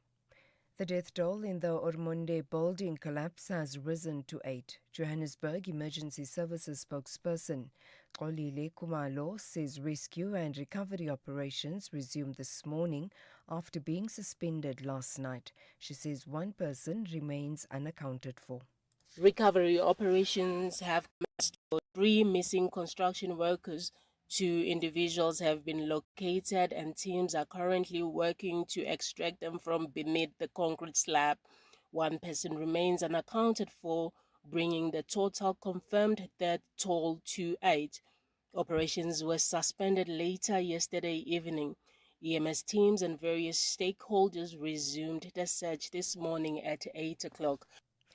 The Deputy National Police Commissioner Tibelo Musikidi will testify before the ad hoc committee today. The committee is investigating allegations of criminal infiltration, corruption and political interference in the criminal justice system. The allegations were made by the KwaZulu-Natal Police Commissioner Nhlanhla Mkhwanazi during a media briefing in July last year. Musikidi will be questioned on the implementation of the now placed on special leave Police Minister Senzo Mkunu's directive to disband the Political Killings Task Team. The EFF and the South African Communist Party will establish a joint working group that will participate in preparations for a conference of the left through an establishment of a steering committee. Natasha Piri reports. Though a date has not been set yet, but the SACP is planning a conference of the left that will, in their words, unite progressive forces, including trade unions, NGOs, and civil society. The meeting reflected on several local and international issues, including the creation of a joint task team to assist Cuba, considering severe energy shortages in the country. These were some of the outcomes of a bilateral meeting that took place between the two parties on Monday in Johannesburg.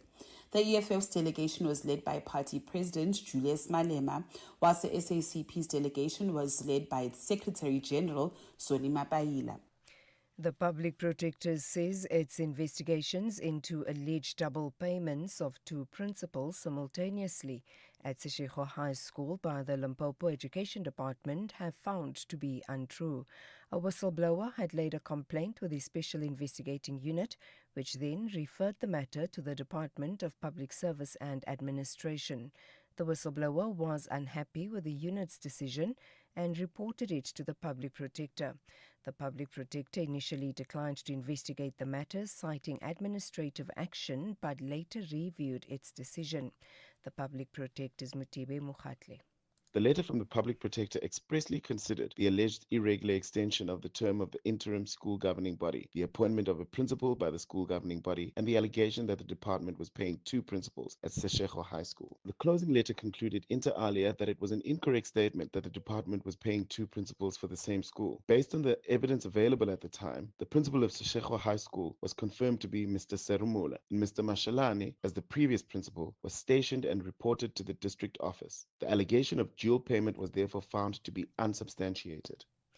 And finally, a number of South Africans are stuck in the Gulf states under siege due to the heightened tensions following Israeli and US strikes on Iran and the subsequent strikes by Iran in retaliation.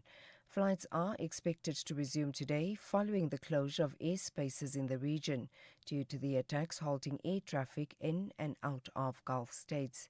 Yatin Sunni is a South African working in Bahrain.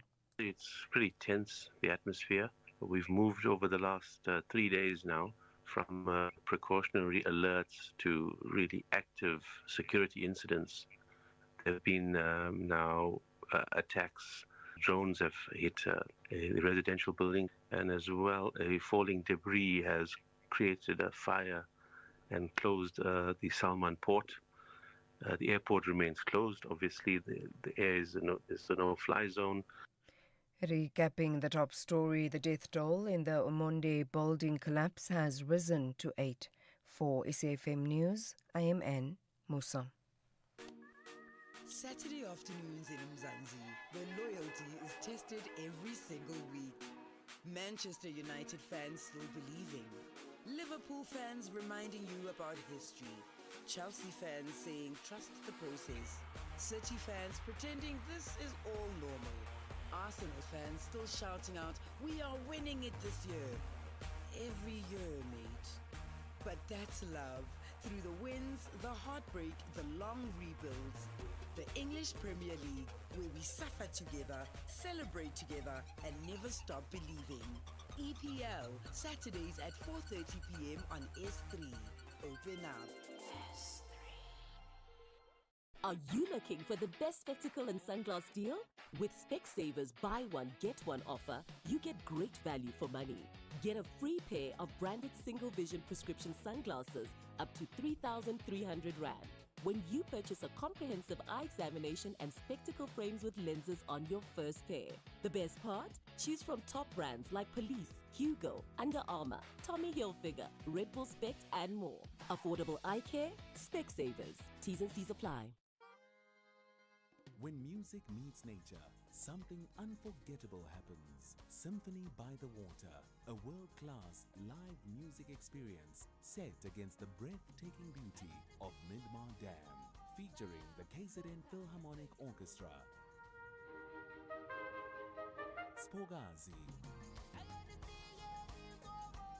the Black Lapels, Saturday, the 7th of March, 2026. Day tickets from 150, evening tickets from 350. Tickets available at WebTicket and Pick n Pay. Symphony by the Waters, where sound flows.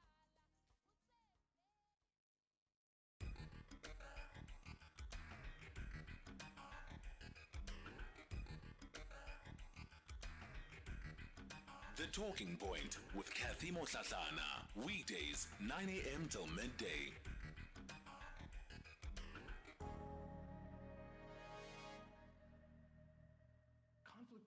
the unique opportunity to either repair and strengthen valuable relationships or identify and remove malignant relationships with minimal damage. So how do we actually engage with the conflict at hand? You remember fight, flight, or freeze? I suggest that we use a more evolved response to conflict resolution, something that I like to call compassionate curiosity. Now, the distinction between curiosity and compassionate curiosity is more than just semantics. For example, you could start a conversation off like this. What the hell is your problem? Curious, yes. Compassionate, no. Or you could start a conversation like this. How do you feel about this situation? We're living in a time now where it seems as though we've forgotten how to talk to each other. Embracing and sharing this message of compassionate curiosity may be the best thing that we can do to counter the animosity that we're seeing in the world today. So I'll leave you with this. It's a challenge. The next time you find yourself in the midst of a conflict, remember, you have two choices. You could either use compassionate curiosity and actually seek to improve the relationship, or you can follow them home, sneak into their kitchen, and eat all of their granola. That is Kwame Christian, founder and CEO of American Negotiation Institute. It's 9 after 9 o'clock. A warm welcome to the Talking Point. My name is Kathy Mutlatlana, and I'll be with you until midday as we lead conversations that move us. Coming up on the show. So today, of course, there is no Madanga Commission. There is no sitting of the Madanga Commission, so we will revert then to normal programming. It is a Tuesday. We'll have Brian Hirsch be with us in studio in the second hour of the show. We'll talk a bit about the budget, yes. There have been some announcements, of course, made in the budget speech that have implications for you and I, whether we're looking at ways to save tax, whether we want to take advantage of other opportunities that the budget has presented. Brian is going to talk us through all of those possibilities in the second hour of the show. And then at the final hour of the show, we're going to be hearing from Lieutenant General Debo Musikidi, who is going to be giving evidence at the SAPS ad hoc committee. She, of course, is one of the Deputy National Commissioners, so we'll be hearing from her. And I think it's the first time, I don't recall seeing her give evidence elsewhere. It's the first time that we'll be hearing from Lieutenant General Msikidi in terms of these allegations that have been made and the subsequent investigations in trying to understand just what may have been happening in the SAPS and the relationships that some of the top brass of the SAPS may have enjoyed with individuals who have links to the criminal underworld or who themselves are accused of being part of crime rings in this country. So that will happen then in the final hour of the show. We're going to start off with the open line. I'm going to be taking your calls. The number to dial this morning, 086 000 2032. On the WhatsApp voice note line, 614 104 107. On X, it's at SFM Radio. The hashtag there is SFM Talking Point. So, of course, we still continue to watch with very keen interest all of the developments that are unfolding in the Middle East. We also keep, a close eye on the situation in as far as it relates to South Africans in the Middle East. We know that last night in Dubai in particular, there were plans to try and see if part of the airspace could be opened to at least allow for some flights to make their way out of the country. We also know that the UK has been making its own plans to evacuate its citizens that are stuck in the Middle East. What those plans entail yet, there are no clear plans yet, but certainly they have come out to say as much publicly. I know that there are some South Africans who I have been in touch with who've been stuck in Dubai, who have said that they have been given the opportunity to buy flights, to buy tickets that could potentially be bringing them home. Some of those flights were scheduled to be taking off sometime this morning. I must be honest, I don't know what the latest, as in the latest as of this last 2-3 hours has been, but certainly the update that I received at around 3 o'clock this morning was that they had managed to buy flights and were then waiting for the latest in terms of what then would happen next. And you can imagine the stress and anxiety that people are going through, especially for those that find themselves grounded in that part of the world.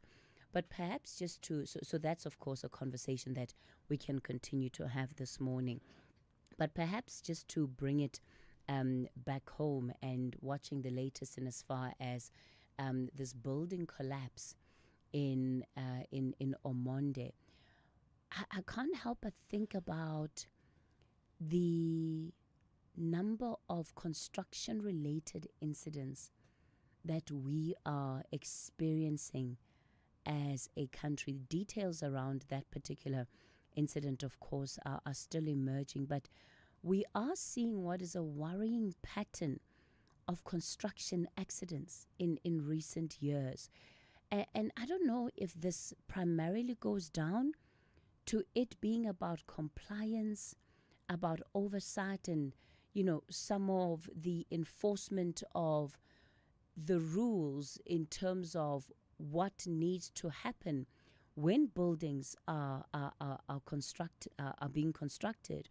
But because we're seeing the building collapses, we're seeing structural failures, but then we're also seeing worker-related fatalities on construction sites. And I think that some of these incidents are pointing us to a systemic risk in the industry. And this is an industry that is really critical for economic growth, for job creation, for infrastructure development. None of us, when walking into a building, need to carry the weight of whether or not that building is going to fall on us, right? We just assume that whatever needs to happen has happened to ensure that the building is going to stay up. And it seems to me that we need to be paying closer attention to what is happening in the construction sector, because it certainly is very, very concerning that we are continuing to see these types of incidents. And for those of you that work in construction, I mean, in construction you have grading of companies, so companies don't get work if they're not graded in line with the work that they need to get. I think it's right up to grade 9, where those that are grade 9 companies, you know, they get sort of the big work. And if you're grade 1, you know, you're not maybe even constructing anything. You're just maybe sweeping the rubble from the construction site or something like that. But I would really want to hear from those in the construction sector as well. I want to know what you ascribe some of these failures that we are seeing to, especially because they're putting lives at risk. If lives are being put at risk, then it means that these are matters that we need to be looking at a lot more closely than perhaps we are right now. I'll take your calls on 086 000 2032. That's the number to dial, 086 000 2032. On the WhatsApp voice note line, 0614 104 107, 0614 104 107. And of course on X, the hashtag SAFM Talking Point, and it's at SAFM Radio. Let's take a quick break and I'm back with your calls. So you thought you were building a business in this economy, but day by day, somehow it grew. You kept going when the freezer didn't freeze, the The bucket didn't budge, and the bank balance barely blinked. So you thought you were building a business. You weren't. It was building you. Because this isn't just what you do anymore. It's who you are. And you don't trust just anybody to protect it. Chat to your broker about Old Mutual Insure Business Insurance. Protect what built you. Old Mutual Insure Limited is a licensed FSP and non-life insurer. This February, fall in love with food that tells a story. From bold new culinary stars to untamed destinations and unforgettable flavors. Gordon Ramsay brings passion, pressure, and purpose to your screen. Gordon Ramsay Uncharted, Sundays 5 p.m. Only on S3. Open up.